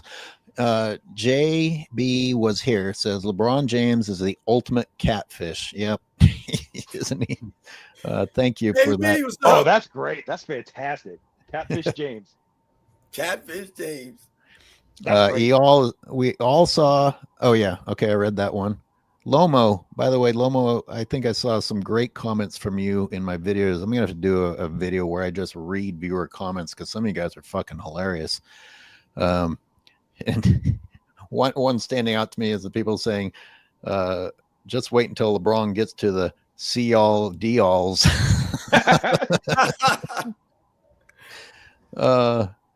Lomo says, MJ knows who Pippen is better than Pippen knows himself, sadly. He just let him have it. MJ knows who he is, what he did, no regrets. Yeah, you got to be a big man to be able to just be like, just give it to him. He needs it. For real. He's being a leader. And I'll bet you we'll see Scottie Pippen on Mind the Game before next season. I promise. Oh, man, I like that, Steve. Say it again. We will. Scottie Pippen's going to end up on Mind the Game before next season. I guarantee you. Watch. But you need somebody who can speak well to carry LeBron. The other person on the other side's got to be able to speak better than Pippen. That's a good point. Luka's English should be a lot better by then, I think. No, but you're We right. can have these people that are learning English come in and do a better job than LeBron. Michael Jordan's going to NBC, so Scottie Pippen's going to go to Mind the Game. Yeah. Exactly. I'm telling you. Dominique Davis with the big super chat, $20. Thank you. I like the trade for Houston because they didn't have to gut their team to acquire him. Hopefully Katie's attitude gets reined in a little now, having his first alpha coach in Ime. Yeah, maybe the coach can be the difference. By the way, was anyone else a little bit turned off by the fact that Kevin Durant had a wish list in that they were acknowledging his wish list? Yes, definitely. Who the hell is Kevin Durant? No, hey, wait, did y'all see what Mad Dog said? Like, what have you won to dictate where you want to go? Like, Giannis has more, he should have more leeway into where he wants to go. Why? He delivered a championship to Milwaukee. But Giannis is not even out here acting like, some entitled, spoiled brat. Like, he's literally telling, this is where I want to go. You didn't even lead this team to the playoffs. Like, if that was me, I'd have sent him to Utah. I'm like, nah, go to the Utah Jazz. We're not sending you to the Houston Rockets. Fuck out of here. I would wonder, say does Durant have a Harden no had- trade clause or something? Like, Nope, I'm there's not only saying it's two. obviously still stupid that he does that kind of stuff. Like, this is my Christmas list or whatever, but you just keep it behind closed doors, right? If you have a no trade, I don't know the details, but it could be that he's just like, Hey, yeah, I just want to go here, but we don't have to like put it out, like you're Nick, like, absolutely. letting That's what Michael Jordan's old agent said. That's how guys facilitated their trades back in the day. It stayed in house because once you publicly broadcast it, now you're giving that leverage to the franchise that you want to go to versus just staying quiet about it, letting your agent do all the legwork behind closed doors. But these guys they have like such female mindsets that they want to put everything out there front and center rather than just being quiet and just let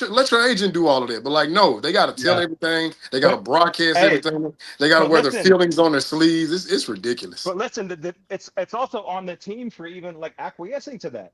Like, you could give me this list. All right, cool. But we're gonna send you to wherever. We're gonna send you to Washington if we want. You know what I mean? Like, they need to stand on that. Like, it's cool you gave us this list, but like everybody said, what have you done?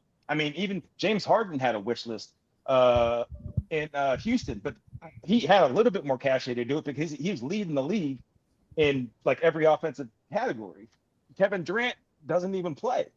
So, and there's only no trade clauses, Nick, LeBron and Bradley Beal. But Bradley- now, this is going to put all the pressure on Kevin Durant. This is what I was saying earlier. All the pressure on you now, man. You got all the pressure. You got a young squad there. They made the playoffs. The Houston Rockets are ascending. You got a quality head coach there. So now you're bringing in a veteran guy like Kevin Durant, who's at the end of his career. They talk about what he can do offensively. You just heard Stephen A. Smith pumping him up the other day, talking about he got the 7'6" wingspan. He can pull up from the parking lot. It's Kevin Durant. He can score 27 in his sleep. This is Stephen A. Smith's self-saying this about a man who ain't done a damn thing in the NBA since he left the Golden State Warriors. He's still saying the same things about Kevin Durant he was saying in 2012. That's insane, man. This ain't the same Kevin Durant. But all the pressure's on him now. What are you going to do? Are you going to play 60 games? Are you going to play 70 games? Are you going to go out there and lead this team and be that guy? AOH, clip that sound bite, send it to Stephen A. Yo, that was classic, dog. Brutal honesty from everyone. How much did you guys know about Bradley Beal before he was being sent to the Suns and they started saying, "Oh my God, this big three"? Because I didn't know a damn thing about him. Well, I knew he was in John Washington, Wall's he was- teammate, and he played with Westbrook. That's about as far as I can go. him and Bradley John Wall Beal? were pretty decent in Washington. Yeah, Bradley Yeah. Beal. Speam, Yeah, you he got was to just turn kind your of known volume as up. a good scorer. Okay, my bad, hold Really, on. just kind of like a solid 20-point per game scorer is kind of. He's not going to play. Bradley Beal is not going to play. Is his injury that bad? He never whatever. plays. What I'm saying is the most he'll play is maybe 40 games. Do you guys know who Bradley Beal is? The man don't play no damn games no more. He can't stay on the court. I feel like I haven't seen him in 2 years. And the most I know about Bradley Beal was him bragging about his no trade clause, like giving everyone the finger. They should have fined his ass over that. That was disgusting. That was just like looking at human trash. Speaking of trash, you have this guaranteed contract. You play 8 games a season, and you're gonna throw this in fans' faces, laughing as you walk off the court losing. Yeah. Nah. Kasonia Jackson. Thank you, Kasonia, for the super chat. How y'all feel about the media disrespecting Kobe and now comparing Kobe to Pippen? Boy, good thing Scap isn't here. I mean, those are all the LeBron fanboys and jockstrap sniffers doing that. Like, nobody who I would say has been paid off is going to disrespect Kobe like that. But I do like the fact that the guy from PK Saban, he constantly tells Stephen A. and all the rest of them that he has Michael Jordan and Kobe over LeBron. And I love it because we need to hear somebody keeping it real like that. So, yeah, I know the guys who are disrespecting Pippen, Kobe, it's because they've been paid off by Unclutched Sports. So I take their comments with a grain of salt. Is the NBA the only league that has commentators outside of the sport that come in and act like subject matter experts? I don't know. Because we sit there and we hear all these football players talk about who they think is the GOAT, and it's just like it's almost always for LeBron is what I'm saying. All the personalities that are very pro LeBron are usually either not significant within the league, or played a completely different sport. And like, to me, that's like obvious to pick out. Yeah. I'll tell you, things did change after Kobe died. That might be the weirdest thing about it. It's like, oh, Kobe's out of the way. Now LeBron felt braver. The media felt braver. It's sad if your behavior would be different if that person was still around. I mean, that tells you something. I'm always curious to think that if Kobe was still alive, would the Jordan and like we are done with the 90s conversation and debate with LeBron, would that even be as prevalent, or would have Kobe been like another barrier considered to have been that, like that LeBron never truly got over, right? Or that there's still a debate. Like you can't even really say he's better than Kobe. I mean, Kobe. I wonder how much of this stuff, Kobe was almost like a dam in a way, like keeping the, like you got to come through me first in a way. I feel like because he fell. Kobe was a bridge between the two eras where Kobe would have still respected. He's like, you're not going to talk about the past. You're not going to talk about the people that paved the way for us. Yeah. And yeah. Because Kobe, he always acknowledges the guys who played before him. Like he'll tell you he learned from Jerry West on the pull-up jumper. And of course, we know all the advice he got from Jordan, but another guy that he constantly talked about was Hakeem Olajuwon, who he went and trained with to improve his footwork. And the great Hakeem Olajuwon said verbatim, Kobe Bryant was his best student. Because we know he trained a lot of other ones, but Kobe was his best student. He picked, like, Kobe was essentially the student of the game, and he was like that last breed of the old guard, essentially. That's why Coach K had to go get him, the whole coaching staff, because it was Jerry Colangelo, Nate McMillan, and I'm missing somebody. D'Antoni. That was the fourth one. They had to go get Kobe. It's like you got this team full of stars, but yet y'all still can't get over the hump. And I don't know if y'all saw that article, but did you see where Wojnarowski said they didn't want LeBron there? I'm like, oh wow, that is damning. Like, imagine Team USA winning the gold without LeBron. Oh, we wouldn't even hear any more of this talk. So no, they know Kobe is the bridge to MJ. They just don't want to admit it. No, gold doesn't matter, HoopsGod. You know that. Come on, first place. Oh yeah, I forgot. Yeah, he got the bronze. Yeah. Hey, Speam, remember, you don't win bronze, you receive bronze. That's you win gold. Oh man, that's such a good point. That's true. So to your point, AOH, real quick about the bridges between the eras. There are no more active players that can like pass these stories down about like how things used to be. I think if anything, maybe Vince Carter was the last one, unless I'm forgetting somebody. Everything now. Pearson KG. Pearson KG. No, Vince Carter just retired like 2 seasons ago, right? Yeah, I was saying, but they played in that era too where they could pass it down. But I get where you're coming from. Oh yeah, okay, yeah. But I see Vince be a guest panelist, and he sits there kind of quietly while, I mean, I've seen them make Vince praise LeBron's basic boring dunks. I'm like, God, of all the people to have to do that, Vince Carter. Mick Zuggins has a good super chat here. Thank you, Mick Zuggins. Jordan guarded 75% of possessions, all 91 series. More he had no left nonsense. People Google MJ criticisms and don't look at it before kneeling or get paid to kneel silently. Happy Sunday. Great comment. I was thinking about the no left thing because it was in that 91 series that, in fact, I think it was game 2, that Jordan had that iconic move, one of the more difficult finishes ever, where he changed his hands, and he finished with his left on one of the most difficult shots we've seen, and yet we have this idea that he had no left. I mean, that alone should have probably been enough to, I don't know. It's just one of the most obvious examples that I don't think people brought up when talking about that had no left bullshit. I'm wondering, AOH, what phony farcical narrative are we going to get next? First, it was, Michael Jordan didn't play any competition. Well, they got debunked. Then it was, Scottie Pippen led in everything. That got debunked. Now it's, oh, well, Michael Jordan, oh, he had inflated stats for one game. That didn't work. Oh, he can't go left. I'm just like, I'm really trying to understand. If you consider this guy who's lost 6 finals and likes to party with Diddy is the greatest player of all time, why do you invest so much time in going back and researching Michael Jordan's career if you have this guy over here who constantly loses to everybody? That's the greatest player of all time. Like, to me, the method isn't method. It's just not adding up. But HoopsGod, can LeBron go left? Can LeBron go right? He can only go straight with an elbow. That and a shoulder. He can't.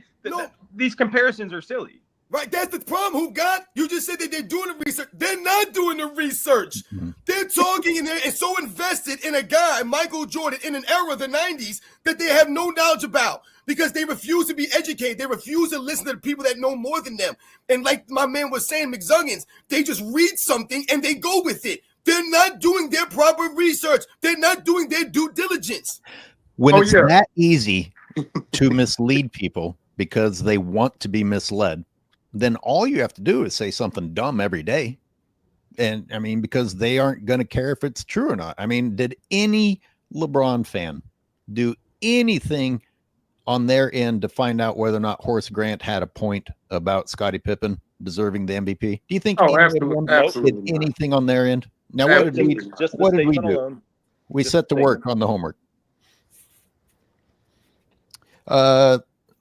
Yeah, I don't know. It's honestly, it's just here's a question I meant to ask the viewers and the panel, since the stupidity is spewed out constantly and LeBron always wants the attention. Today is game 7 of the NBA Finals.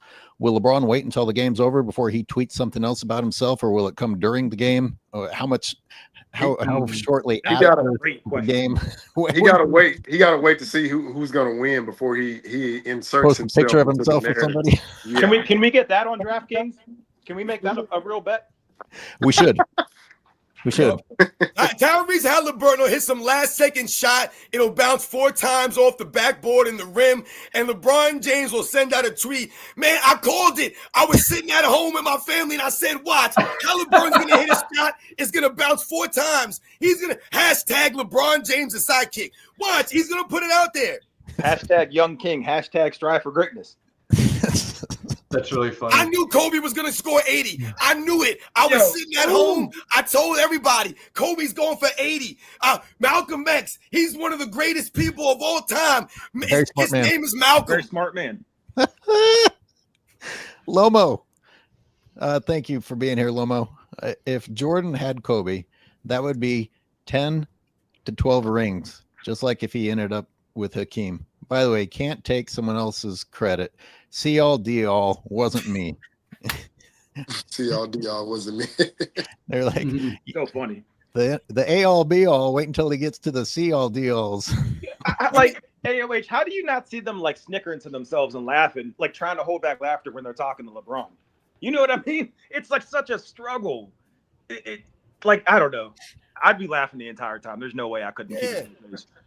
Renee 43. One of our most devoted viewers. Thank you for the super chat.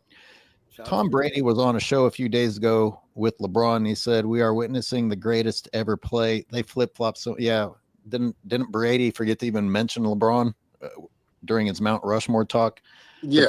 But then he threw Angel Reese and Caitlin Clark in at the end of it. I don't even know what Brady was talking about. But speaking of Brady, somebody in my comments of my other video brought up Jim Kelly.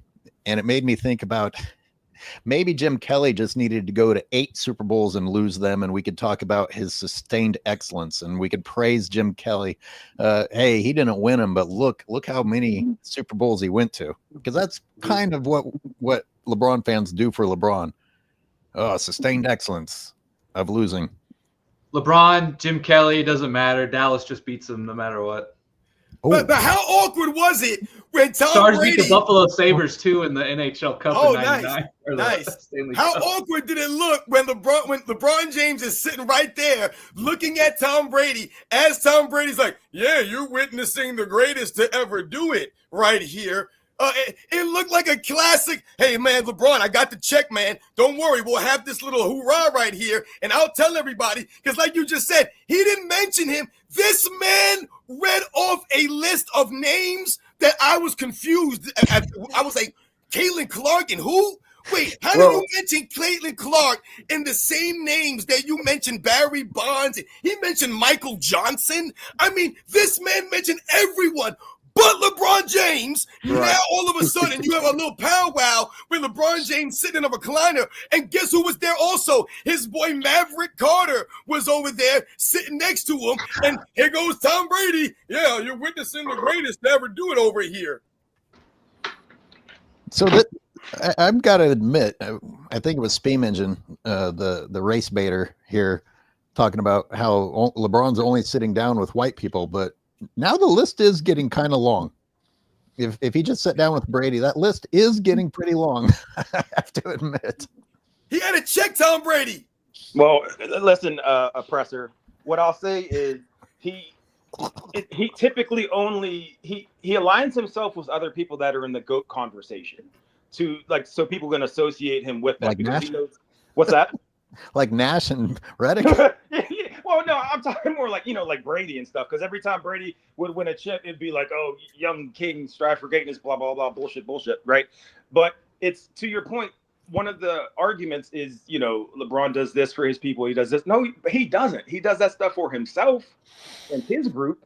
But, I mean, why is Steve Nash your co-host, right? Like, think about that. Other than the fact that you may sign him on your team next season, he's very nurturing. Very nurturing. Nash is a good man. God damn it! Wait, he may not be that. there. The Lakers under new management now, so he may be gone for the foreseeable future. Yeah, we'll see. Let's not get too excited. I know I can think of a white guy that LeBron probably won't sit down with, and that's Mad Dog Russo. Oh, he definitely won't. Or Skip Bayless. Yep. Or Skip Bayless. Oh, I don't know. Skip gets pretty fucking soft sometimes. Skip's How about Rick Bucher?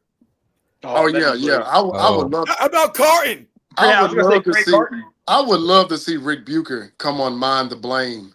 I would love to see that. I changed my mind about Carton because I've watched more of his videos, and I could see him kissing the ring when it comes time. Yeah. Oh, that's disappointing to hear.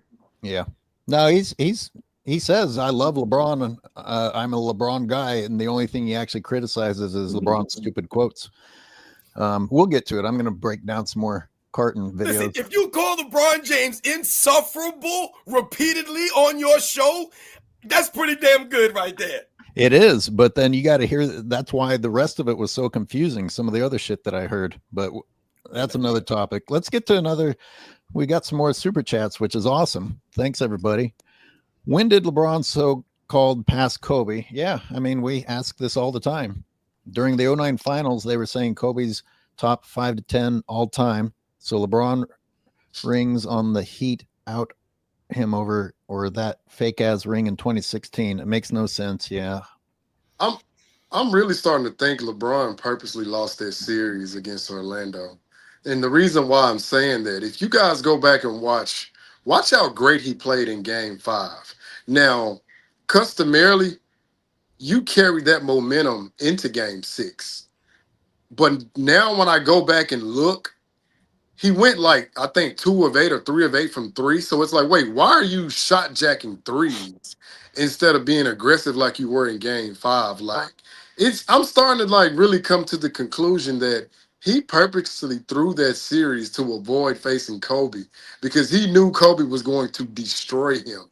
And that was going to put to bed any narrative about him ever being better than Kobe Bryant. Like, I'm starting to believe that now. It's that's an interesting one. There's a lot of directions you could go with that. For example, the fact that his fan base would actually embrace that. Like, oh, see, LeBron didn't actually suck. He just intentionally lost, as if that's a good, like, as if that's something to praise. I've heard this about the 2011 finals. They're like, oh, they were going to give the MVP to D Wade if they won, so LeBron didn't want that. Like all these really terrible personal characteristics of LeBron being presented as a way to explain away how badly he played. Neither one of those are good. Do you understand that those are both really bad? So pick whichever one you want. But LeBron, never forget when LeBron is so bad in fourth periods throughout his career, though, that it pokes a hole in your hypothesis, HoopsGod.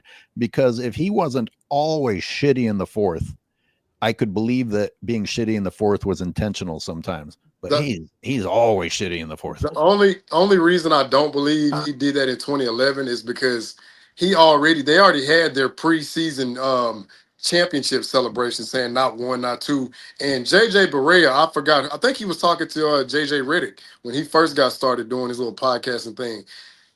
Dirk could not stand them, right? Like JJ Barea is telling you, he was like, oh, Dirk couldn't stand the Heat. And when we played them, like, oh no, he just said, we're not going to lose to them. That's the only reason why I don't believe 2011. But yeah, 2009, as absurd as it sounds, I'm processing it. It's just like, I don't really think he wanted to meet Kobe. And I'm going to tell you why. Remember, they had the puppet commercials. So they're already putting the pressure on you like, hey, we're expecting you to get to the finals. We want to see you and Kobe. And I'm just like, I don't think he was ready for that because Kobe just came off that Olympic gold medal. He was on a mission that year. And LeBron wasn't ready for that. Like, Nick, I cut you off. I was just saying, don't forget LeBron. He kind of touched on it. LeBron making fun of Dirk in 2011 for having the flu. Yeah. He's trying to start this dynasty. He got swept in his first finals appearance, and here he is, trying to win his first. Just like no humility, no appreciation or anything. Yeah. That was probably I hated the decision. But after him and Wade did that, I think that was probably just like, I will never like you. I just will never. He was a follower doing that too. If you notice, Wade's the one who initiated all that fake coffin stuff. It wasn't until LeBron looked around and saw that people liked it. He's like, oh, that's fun. Yeah. I'm sure they were doing it. I'm sure they were doing it before they ever got on camera. You know what I mean? That would be my guess. They're probably like, I'm sure behind closed doors, they're like, oh, they're making excuses now because we're going to run these boys out of the gym or whatever. HoopsGod, your Kobe bit. You know how they leapfrogged Kobe, which doesn't make any sense. But imagine the increased amount of difficulty of leapfrogging Kobe if they met in the finals and Kobe beat him. Now, how do you leapfrog him? You can't. Right. You can't. And that's why. Because, hey, AOH, I'm going to be fair, right? Let's put LeBron on the Lakers, put Kobe on the Cavaliers. And Kobe loses to the Spurs, loses to the Magic, and loses to the Celtics, right? LeBron beats all three of those teams, just like Kobe. We wouldn't hear anything else. All we would hear is, oh, well, LeBron beat the teams that beat Kobe. He's better than him, and he had no top 75 teammates. But see, when it doesn't work for LeBron, now we got to get context. We got to get excuses. It's got to be rationale. LeBron had a quote-unquote wrist injury. LeBron was dealing with mental problems. Like, what?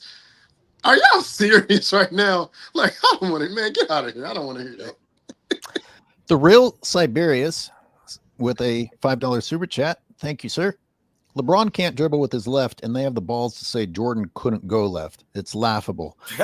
Speaking of laughable, the music video we started with from L Explicit. LeBron's really proud of that clip of him. Like, he had someone film him doing that dribbling routine and then said, yeah, let's go with that. Right. Sorry. Exactly. Right. Sorry. Laughable. 22 years. I mean, it was like you were saying earlier about the way he speaks. This is 22 years you've been speaking in the NBA level, speaking in public, and this is what you got? Every other word is bro. You're cursing when you're having a simple podcast, having a simple conversation. I mean, my goodness.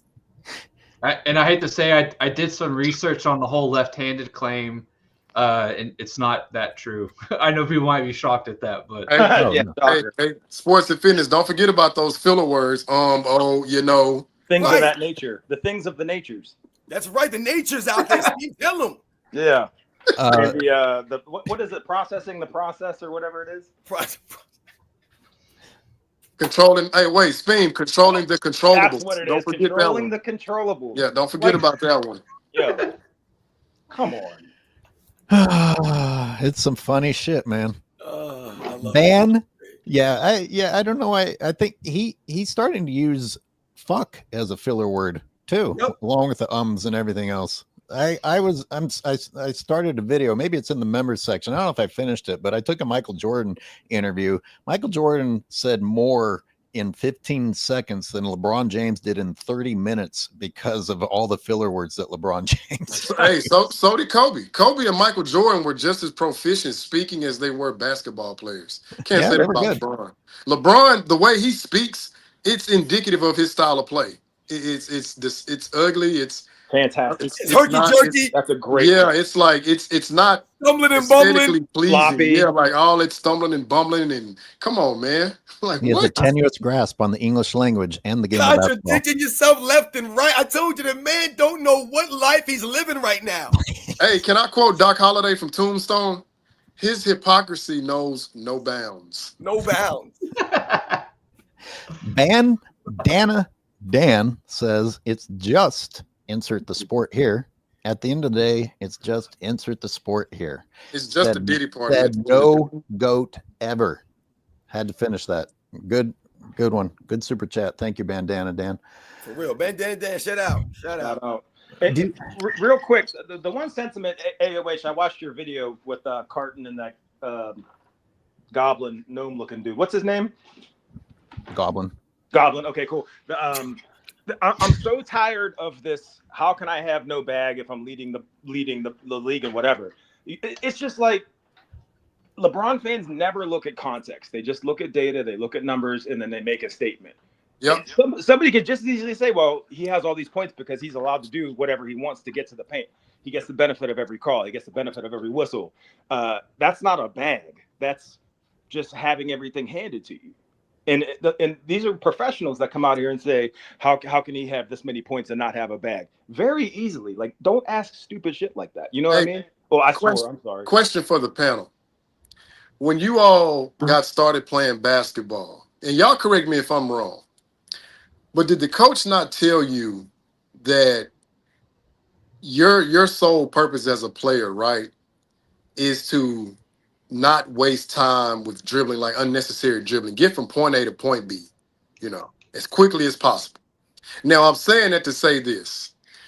On Glory Road, do y'all remember when the head coach was telling that one guy, because he kept doing all the little fancy dribbles, right? But you're going east and west. You want to go like north and south. So when we say bag, we're not talking about how fancy your dribble is.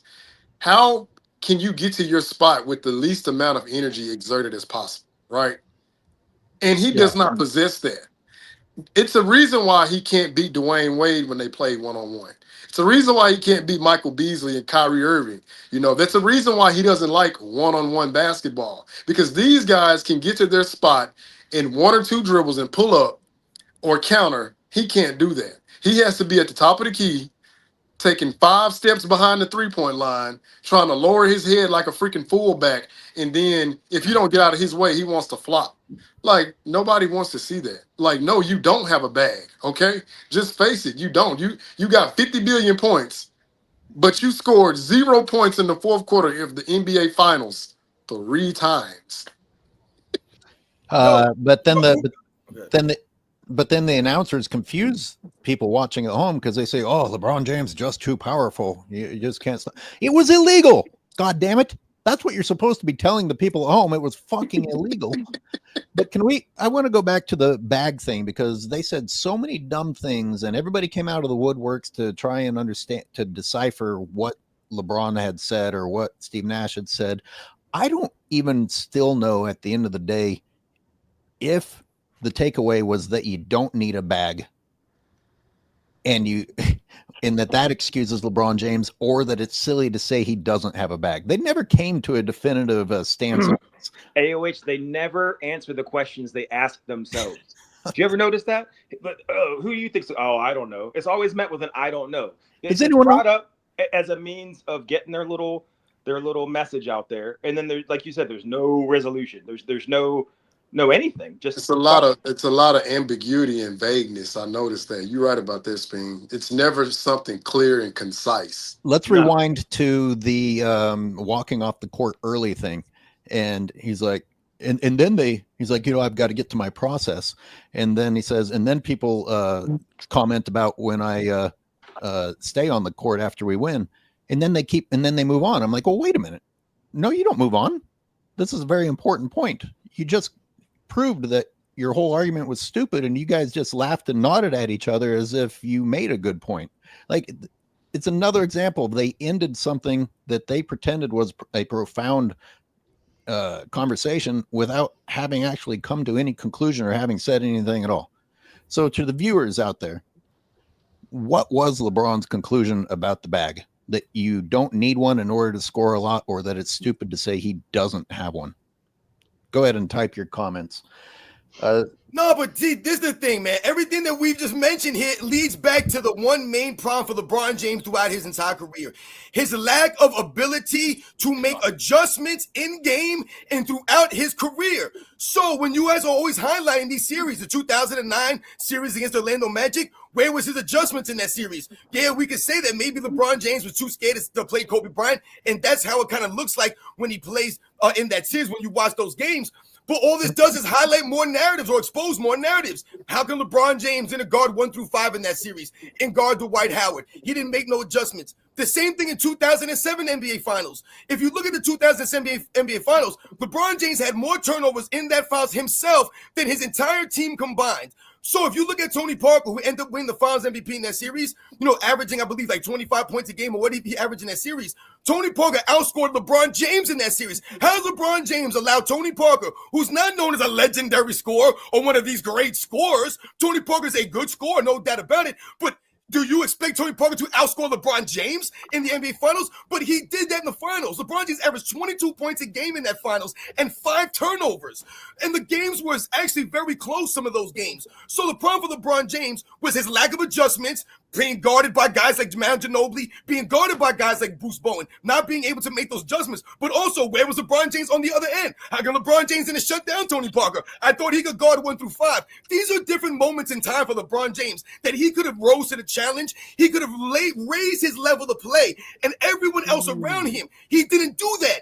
People can't be mad about that if we highlight LeBron James faltering in these moments. What do they say now? Oh, LeBron James was only 22 years old. He was only 23 years old. But then you go back in NBA's history and you look at the all-time great players and what they did when they were 21, 22, 23 years old, and it doesn't hold up, man. Well, it's just like how they use 40, Robin. He's 40, he's 40, he's 41, he's 42. It's all built-in excuse making. He's been swept at every stage, so he's got the bases covered.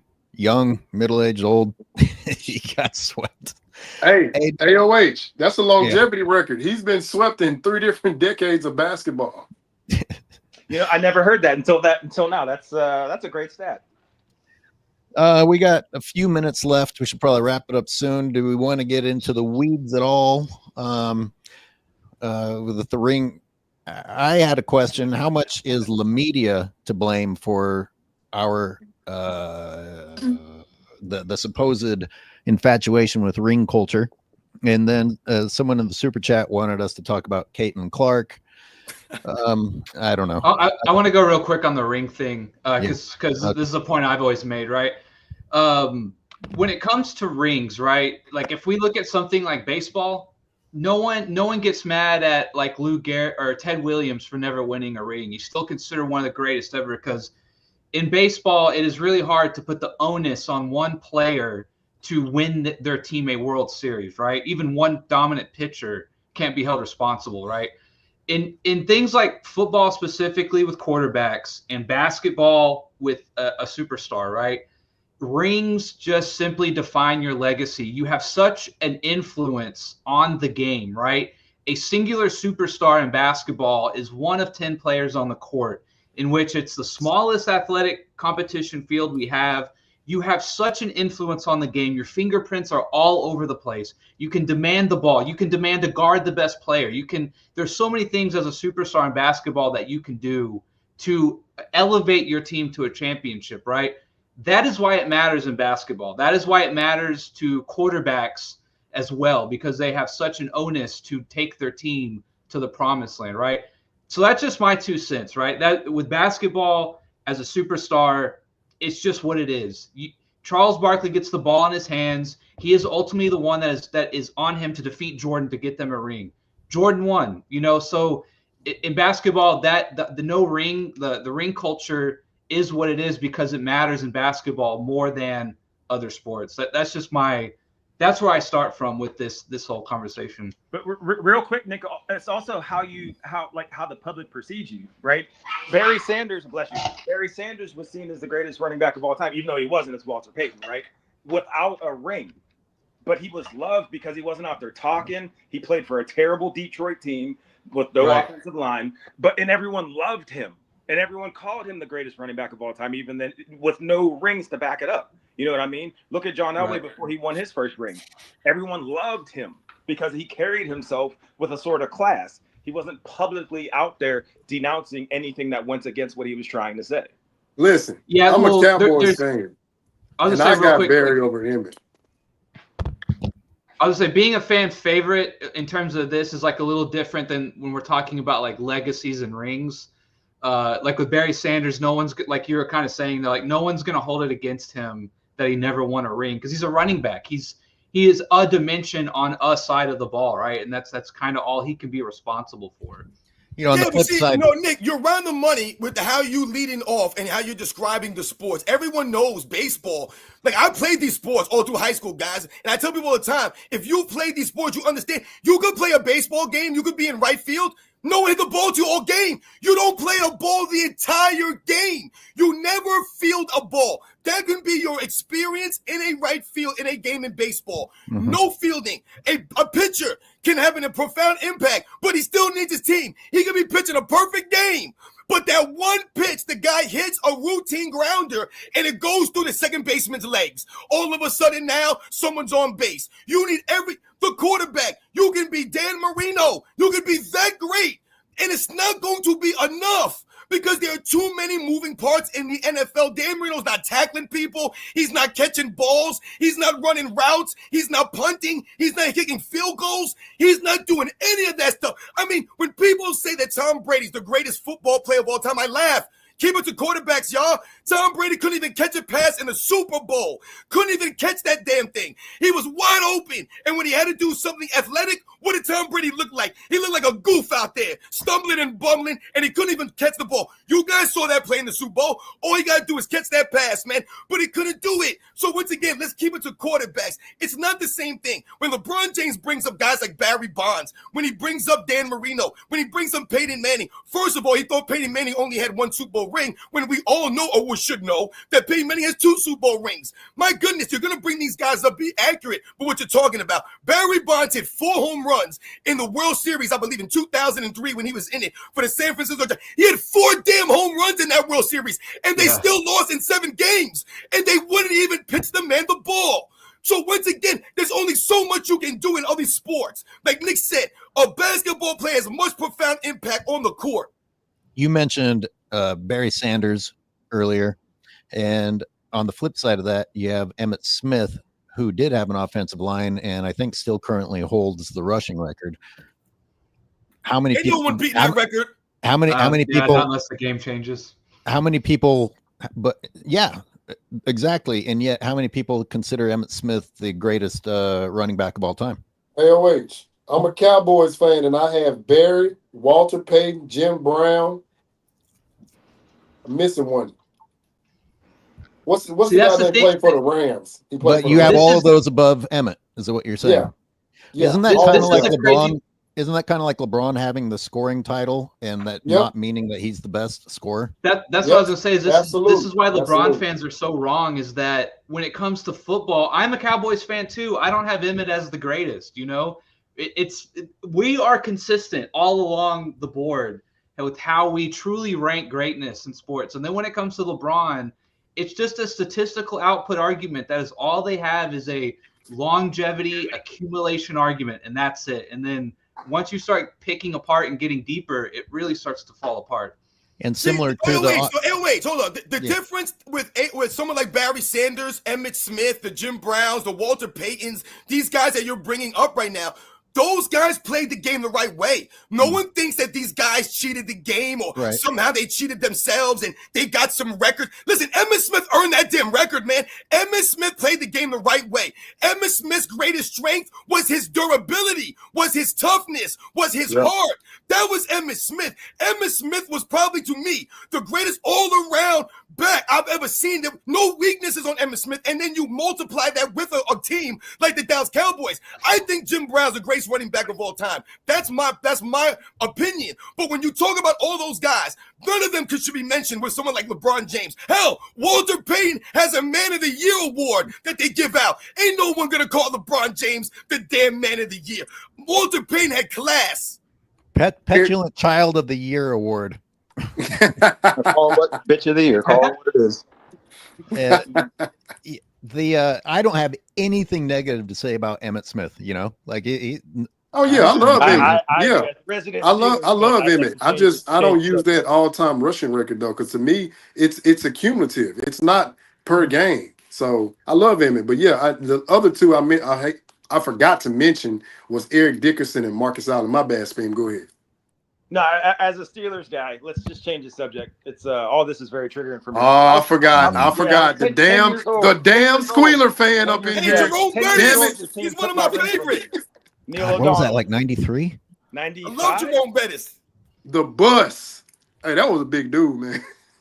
Is it a fair correlation when I talk about the offensive line helping Emmitt Smith achieve what he achieved to say, look at LeBron's stacking the deck, and that we talk about the greatest football player ever, man, Larry Allen. That's who needs to get a lot of that credit. Wait, AOH. Emmitt had no partakings in constructing that offensive line. That was Jimmy. That was Jimmy Johnson that did that. So you got to give Jimmy Johnson that credit. No, I'm just saying when you are surrounded by greatness, you end up looking better too. And you know, the fact that LeBron had so much talent that helped him achieve what he did achieve, and we turn around and shit on those people and pretend that that's not what happened. It's just very offensive. That's why he's still begging for his respect. Emmitt didn't have to do that because he got it like Sports and Fitness said, he got it the right way.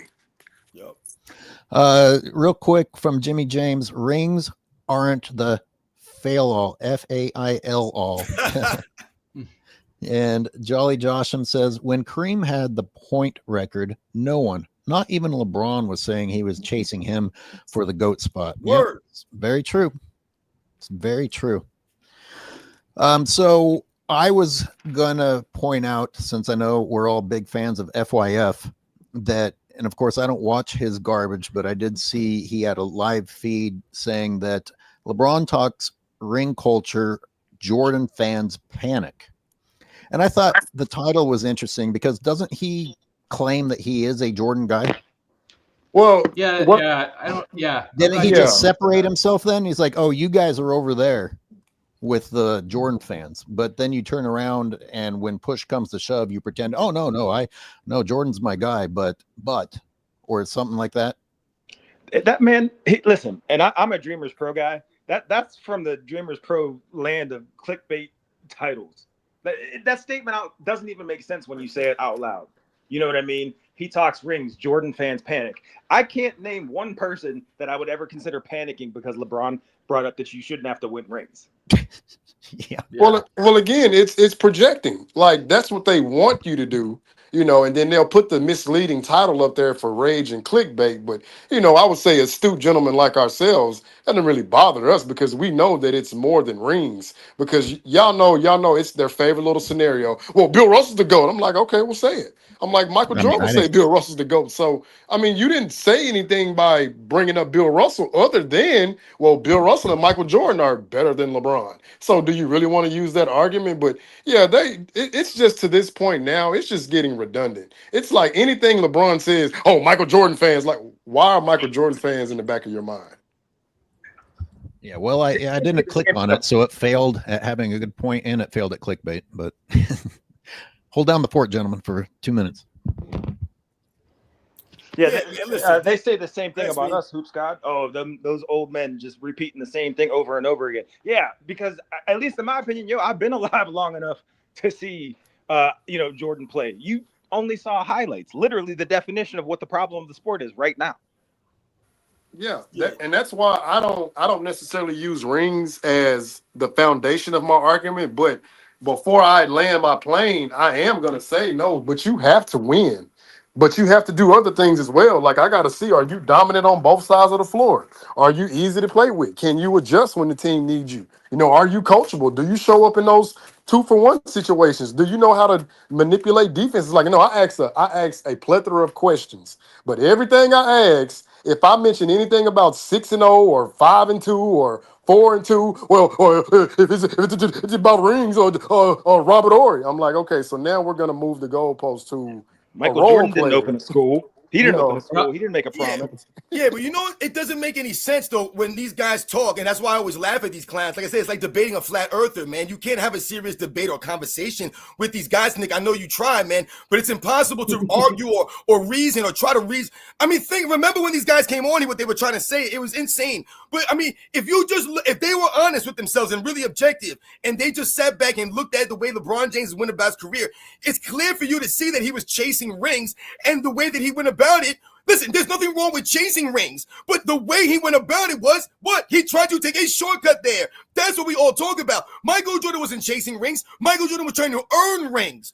Earn them. That's different. Most of the great players out there are trying to earn their rings. It doesn't necessarily matter how many you win, because if you can earn just at least one the right way, it's going to matter, because there are so many great players that never even won one. But the way that LeBron James went about his career, by chasing rings the wrong way, but then you're going to have these FYF clowns, these Go Jane Kingdom fools come up here talking about, Michael Jordan fans are panicking. How are we panicking, or a Michael Jordan fan panicking, when the man was 6-0 and he earned the respect and went about the right way? Michael Jordan didn't have to change or cheat or manipulate anything to win his championships. I was gonna throw one more layer onto like the rings argument too. If LeBron played for 30 years and he won 7 rings and 7 MVPs, it still would not put him over Jordan, right? What Jordan did and the amount of time he did and how he dominated in almost every facet of the game, his two-way ability, is what we respect as fans and as people who watch this game and know the game. How dominant were you? Like, how good was your good? And simply trying to accumulate over Jordan over time does not prove you are a better player or were as good as him, right? That's like another thing. They're really not understanding that it is everything that Jordan did in his totality in those, what we'll just call 11 full healthy years with the Bulls, that it just blew people's minds. It just took their breaths away every time he went out there. And you just knew he was going to win, and he just went out there and did his business, and he did it in a way we had never seen before, right? So that's that's what ultimately the difference. He wants the consensus to be about longevity now and the cumulative totals. When at one point, don't get me wrong, I think the accumulative records they did have like some significance, but with him purposely trying to do it in, I would say, in a disingenuous manner, it's like he's taking the esteem off. Because prime example, you guys know I highly respect Tim Duncan. He has the most playoff blocks of all time, right? But I'm like, well, why does that not get brought up? If you're going to tell me about a guy who made the most points in the playoffs, well, what about the guy who rejected the most points? I mean, he's stopping guys from scoring, but we don't hear about that. Somehow that just gets left to the wayside. And then Hakeem Olajuwon, he has the most blocks of all time. So if you're going to big up the guy that's got the most all-time points, what about the guy that got the most all-time blocks? But see, we don't hear about that. I'm going to tell you, John Stockton. Oh, he's not even the top 5. Okay, he's not top 5, but he's number 1 in assist. You say LeBron's the greatest scorer because he's number 1 in all-time points, but Stockton's not in your top 5? I'm like, that's not consistent. You're contradicting yourself now. I had a viewer comment that put the longevity or the stat thing into perspective. You guys have heard my analogy of, hey, I'm going to keep playing at the Y until I'm 70, and therefore I'm going to have the most points of anyone. But someone else was like, what if you're at the pickup court and at the end of the game, you lost, but the other team or you won, but the other team comes up and says, "Yeah, but look at our stat sheet." Don't you think we actually won? If you think about it, That's Think about it. fantastic. Also, I thought you were That's their logic. Guys, we can shoot through this fast, or we can spend time on it. I'm just gonna approach the Caitlin Clark thing as AOH real quick before we oh transition. Jesus Christ. I just want to throw this out there. To Nick's point, here's my thing. If by some miracle LeBron gets ring number 4, because it's 4, right? Do they start the rings matter talk up again? Yeah, well, I'm sure they will. They have short-term memories. Say that one more time. If he wins another ring, do rings all of a sudden count the following season? No, Oh, I've made absolutely. this.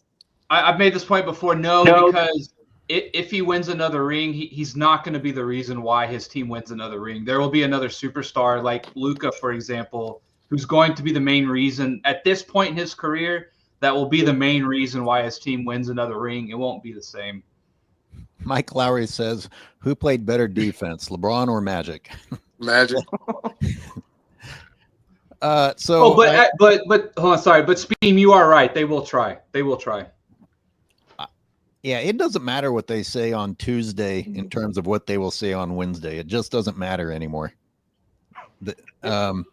Anyway, I feel like I swear I won't watch the WNBA. Some people might think that I deserve to be criticized for that. I should give it a try. The point is that I'm not interested, but when they try to get me interested, it's usually I see something about Caitlin Clark is getting beaten up by all these other mean people in the WNBA, and that's their way of trying to get you to come and watch it. And my question is it accurate, or are they overhyping that in order to get you to come in and come rushing to the rescue of Caitlin Clark? Or is there actually a lot of hatred toward Caitlin Clark due to jealousy or her being great or any other reason? How much is real and how much is manufactured, gentlemen? I'll go first. So, I'm going to draw a quick analogy here, right? One of the great aspects, whether people want to admit it or not, about the Bird and Magic rivalry was the racial aspect of it, right? Whether you can deny it, you can hate it, you can like it, but it definitely is a part of it, right? Which is fine. To me, it just kind of adds to the spiciness, right? That's kind of all. It adds to the storyline. It's another layer if you want to go there, right?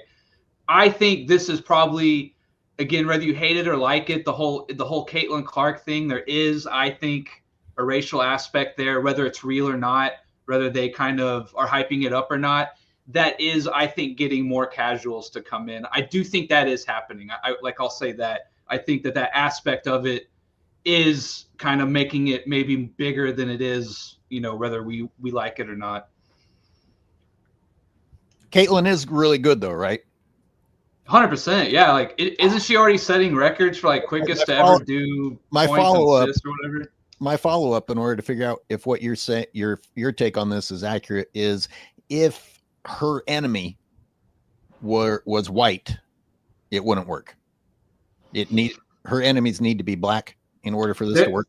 No, because there is a little bit of like this whole jealousy aspect that is definitely there too. I think there are a lot of maybe girls who have been there longer or aren't making as much money off the court kind of thing. No matter what their race, right? Yes, but you can't deny the racial part of it, right? Her and the Angel Reese thing, like that's just spicy that people like, right? Again, whether we like it, if Angel Reese was someone else, right, and the race was not a part of it, then I don't think it would be as big as it is. Still be big, but I think that again, you have to think about viewership, right? The whole kind of racial thing brings in two huge crowds, a lot of eyeballs from either side, right? It's just kind of is what it is. So we've come so far. Yes and no. I think it's two prong. They're kind of, you kind of can't separate them in a way. No, but listen, Robin. Yeah, I see. Hey, wait, you just said something there. You said we've come too far. But if you really think about the WNBA, how far has the WNBA really come? Oh, it was a joke. I was joking. No. But what I'm saying, I'm not saying that you're saying that in any kind of way. What I'm saying is the point. I'm trying to like highlight your point. the WNBA is still kind of new. It's still kind of young. It's not really as far along, obviously, as the NBA. That's why we laugh when these women try to claim or get upset because they're not getting the same money. Are you kidding me? Do you think the guys in the 50s were getting this money? The guys in the 60s, that's essentially where the WNBA is. They're in like the 60s or the 70s right now, if we think about this honestly. So if they haven't really been around that long, they have to go through this. These are the years. They're not dealing with a civil rights movement, you damn fools. You're not dealing with the small little wages. You're not dealing with the harshest life. So once again, can we please once again put some goddamn perspective on our lives here, ladies? Let's understand 100%. where the hell you are in society. So I say all that to say this. As far as Nick talking about the black and white aspect, this is similar to the Larry Bird, Magic Johnson. You're going to tell me that Larry Bird and Magic Johnson didn't have a racial component to it? It absolutely freaking did. Larry Bird was seen as the great white hype, the great white hope for a lot of people, man. And there's nothing wrong with that. That's okay for you to get behind someone who looks like you doing what you do. If the best player in the NBA was an Asian dude, remember when Yao Ming came in? All of a sudden, all of the people in China were voting in the All-Star game. What the hell? It didn't matter if Yao Ming played 20 games. Everyone was voting Yao Ming for the All-Star team. Go look it up, guys. So once again, that is okay for the league to have that. They need that right now to get some popularity in the game. Yeah, so what you're saying is it's not weird to gravitate toward your own like it's like you could call it racism, but like for a bunch of white people to want white representation is not crazy. For black people to want black representation is not crazy. So why wouldn't that add to it? You know? It would, 100%, yeah. And they're both good players. Magic Johnson, Larry Bird, they were good. They were great. Caitlin Clark is great by all. Listen, I'm not a WNBA guy, guys. I don't watch this stuff. I'm not really into the women's sports like that. But what I've seen from her, a few highlights and things of that nature on social media, she can play the game, man. So obviously that's going to help. You're highlighting these things. And like I said, if she's playing the game the right way, if you feel like you can get behind her, there's nothing wrong with that. Speam, I know you want to talk about it. Yeah. Anytime somebody brings up Magic and Bird, it's almost offensive to compare Magic and Bird to Caitlin Clark and Angel Reese. No, that's not what I'm doing. I'm just talking about the storyline, you know? No, follow me. Because they do it in the media too. Because it's the only reason we're talking about Angel Reese is because she mocked Caitlin Clark in college.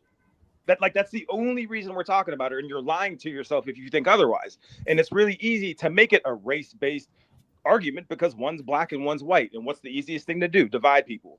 And that's putting butts in the seats. Now, do they beat the shit out of Caitlin Clark? Yes. Man, they throw her all around. But does she flop a lot and piss and moan? Yes. But to your point, Robin, these are the growing pains. This is the stuff that you have to go through to get your league established. You can't be out here asking for more money and you're operating at a deficit. Your league is losing money every year and you're asking for a raise. Can you imagine you going to your job and doing that? But nobody talks about that stuff. Larry and Magic may have hated each other on a competition level, but they respected each other. And I don't think that they did some of the trashy things. And Speam, you're the one who got me to watch that. You're the one who got me to watch that Angel Reese clip because you said that the only reason that she even got any notoriety was because of how disrespectful she was. And that thing where she got in Caitlin's face and was doing this and all that, I was like, damn, I might punch a woman in that case. Like that shit that shit was obnoxious. And that shit was not cool at all. She got a sneaker deal out of it. You know, she got drafted high. I mean, she just got her first triple-double the other day and they acted like, you know, she won the Nobel Peace Prize. It's ridiculous. You know what's crazy, man, is that some people are really out here, like I said, still trying to act as if, oh, woe is Angel Reese because of the racial aspects. And they're trying to say like, oh, look at the things or how they describe black women. I see people saying these things all the time and blah, blah, blah, blah, blah. Once again, let's live in reality and let's put perspective here. Are you guys trying to actually act as if she's the first person in the world of sports to go through this stuff? Or like she's being treated harsher than other women who have tried to break barriers down? Women like Billie Jean King, who had to play tennis, one of the first female tennis players. And you think about some of the women in tennis, think about someone like Arthur Ashe, who was one of the first black tennis players. Think about the barriers that Tiger Woods had to break down as a golfer. And we're talking about historically racist sports that you have these guys trying to break into. These are country clubs, essentially to keep out people like us. People who don't even have money to be in there. They're inclusive sports. They don't want you there. And these guys were breaking down barriers for that sport. You're telling me Jackie Robinson didn't go through some stuff, man? What the hell are we feeling bad for Angel Reese? Because she's got the money. She's got the hype. She's out here on social media. I see on podcasts. She's crying and moaning. I see people talking about the NBA girls should lower the rim down to like 9 feet. She was offended by those comments. Girl, you better wake up and get with the program. Y'all ain't never going to be like the NBA. And y'all got the audacity to come out here and talk like y'all should be getting some kind of money. You must have lost your damn minds. Robin, not only did she not break through a barrier, but it sounds to me like she was rewarded for behaving poorly. Yeah, I was gonna say, you reminded me of that. You know, I know we clown on Draymond Green a lot, but there was that one clip of him there's that barbershop setting, and there's a WNBA player who says like, we need more help from the NBA, and Draymond says, wait a second, like no one has supported y'all more and done more we essentially are the reason you even exist. And he kind of was like, hold on a second, you know what I mean? Like, give us a little bit. And she's like, you're right. Y'all done a lot, you know. But I was like, all right, Draymond was right on that one. We can give him that one. I better cover bases because I let me acknowledge that there's probably other people in the WNBA that aren't likable either.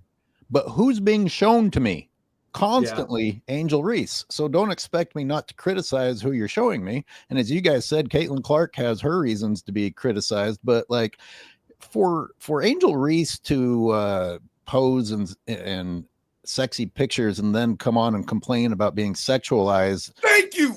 That's another one. Is like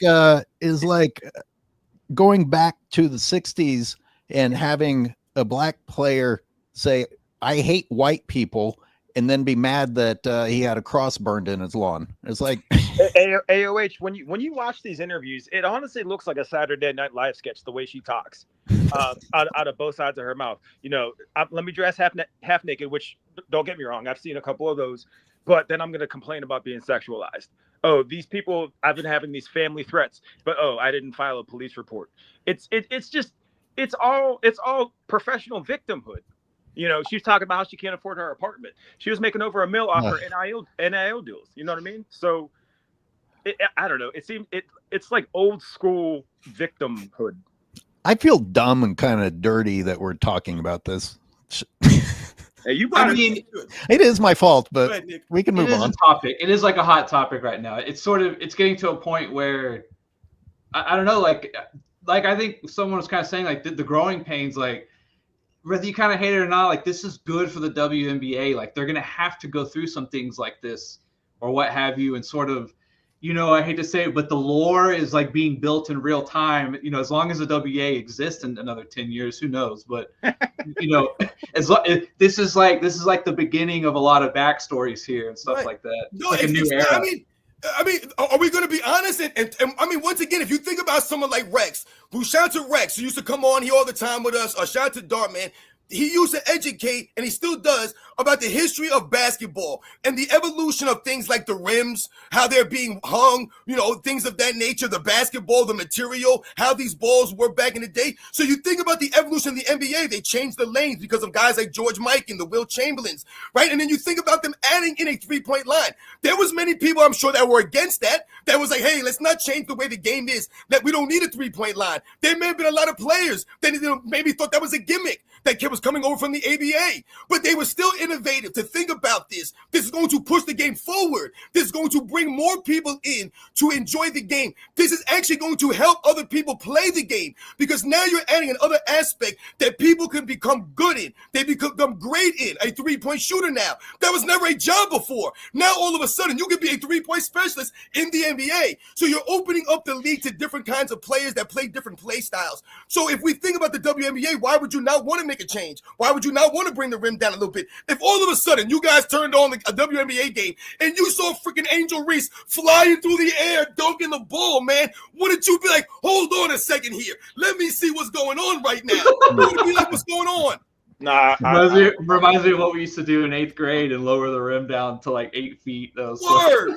A few people actually chimed in on this, so let me get their voices included. Bookmark with the super chat says, respect guys, great stream. Thank you, Bookmark. And then more specifically about what we're talking about, we have McZuggan saying that the ABA relied on making their games better than NBA. WNBA relied on social guilt. Now social drama, loose balls, amazing ABA interview book. Wow. Oh, okay. Yeah. Exactly. You know, I was gonna say in terms of like the evolution of the game and earning it in terms of the WNBA, like I'm not too impressed with Angel Reese's game. Like she's just a big ugly, right? And she works the boards, whatever, Is right? it big what? She's a big No, ugly. no. Stand on it, Nick. What'd you say? Big ugly. Call Metaphorically it big speaking, of course, if her team is watching me, don't sue me or whatever. But anyways, yeah, and then but Caitlin Clark is truly like watching her is fun. I will admit, like seeing her, do what she does from the 3-point line and being kind of the first of the WNBA to do things like that. It is kind of cool to kind of track and progress and see where she's at, right? So I have been impressed with Caitlin Clark, even from a sort of skill wise, and like she's really, from what I know, she's on pace to essentially rewrite the WNBA record book. Jolly Joshins with a very generous super chat. Thank you, sir. Says, yes, the Larry Magic rivalry had a racial element, but at the end of their careers, both of them and their fans respect each other's greatness, which actually helped race relations. Something I don't see these women doing. Yeah, don't you almost feel like we're going backwards? True. In a fantasy world, you would think that we'd be past needing to race bait, but we're not anywhere near as far as we want to be. This is not race bait, man. Listen. Yeah, no, this ain't nothing like that. What Charlie Johnson brings up when he talks about the respect is, he mentioned the word respecting there and talking about how that helps race relations. I want you guys to think about history of some of the guys that I just mentioned and some of the things that they were going through. You think that Bill Russell didn't carry himself with class, with dignity, and didn't earn the respect of a lot of those white people that couldn't stand him, that hated his guts? They earned the respect. You think about someone like Arthur Ashe that I mentioned. Look at the way Arthur Ashe carried himself. That's why he was able to break into a sport like tennis, because he carried himself with class, with honor. Tiger Woods, he carried himself a certain way, so you're able to get through. That was Jackie Robinson's greatest quality. That's why they chose him, because of the qualities that he had, his personality, what was inside of him. He wasn't the best Negro baseball player, Jackie Robinson, but they took him for a reason. They knew they could put him out there and he could represent the black people out there in a way that he did. So all of these years later, we talk about LeBron James and what you're representing. What's the legacy that you're leaving? Look at the way that you've carried yourself. You haven't represented your way the way that Michael Jordan has. That's just the facts. Somebody liked your humor, Speam Engine. Everybody mark this date in history. Let me screenshot this. Hold on. Praise the Dawn says, I didn't file a police report. Speam Engine funny as hell. Thank you, Praise the Dawn, and all of my everyone that tuned in. Appreciate it. Hey, did anyone see the interview with Magic and Larry together on David Letterman many years later? They just conducted themselves with such class. It was, I only posted it just so people could see what men are supposed to behave like. Both of them. Shout out to both of them.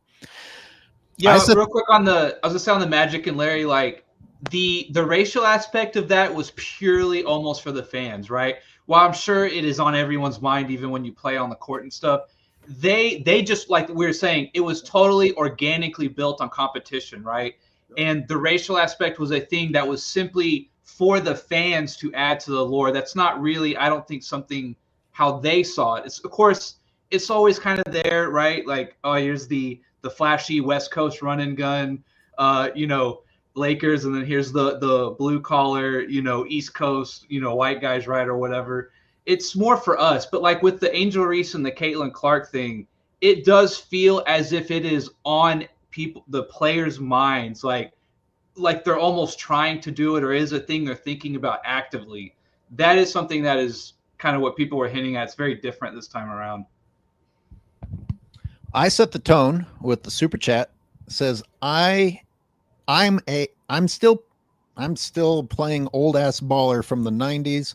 Caitlin Clark is the white MJ23 female version. That's saying a lot. Conversely, So Angel Reese is LeBum. I will say I watch WNBA over NBA currently. Sadly, that's a big deal when the WNBA can win you over from the NBA. And man, I guess geez, one is being compared to Jordan and the other one to LeBron. They're keeping that whole. That's a lot. That's polarity in the fan base. Caitlin Clark really a Michael Jordan comparison, she's guys? like Come a on. Steph Curry to me. Not yet. I didn't say it. I didn't say it. It's like comparing Steph Curry and LeBron's game. When you go back and you look, most rational people will tell you they loved watching Steph Curry play because it was just poetic. Or like Kyrie Irving, you loved watching him play. Who loves watching LeBron James play? Who loves watching Angel Reese throw up 6 shots on the same possession and get 5 rebounds?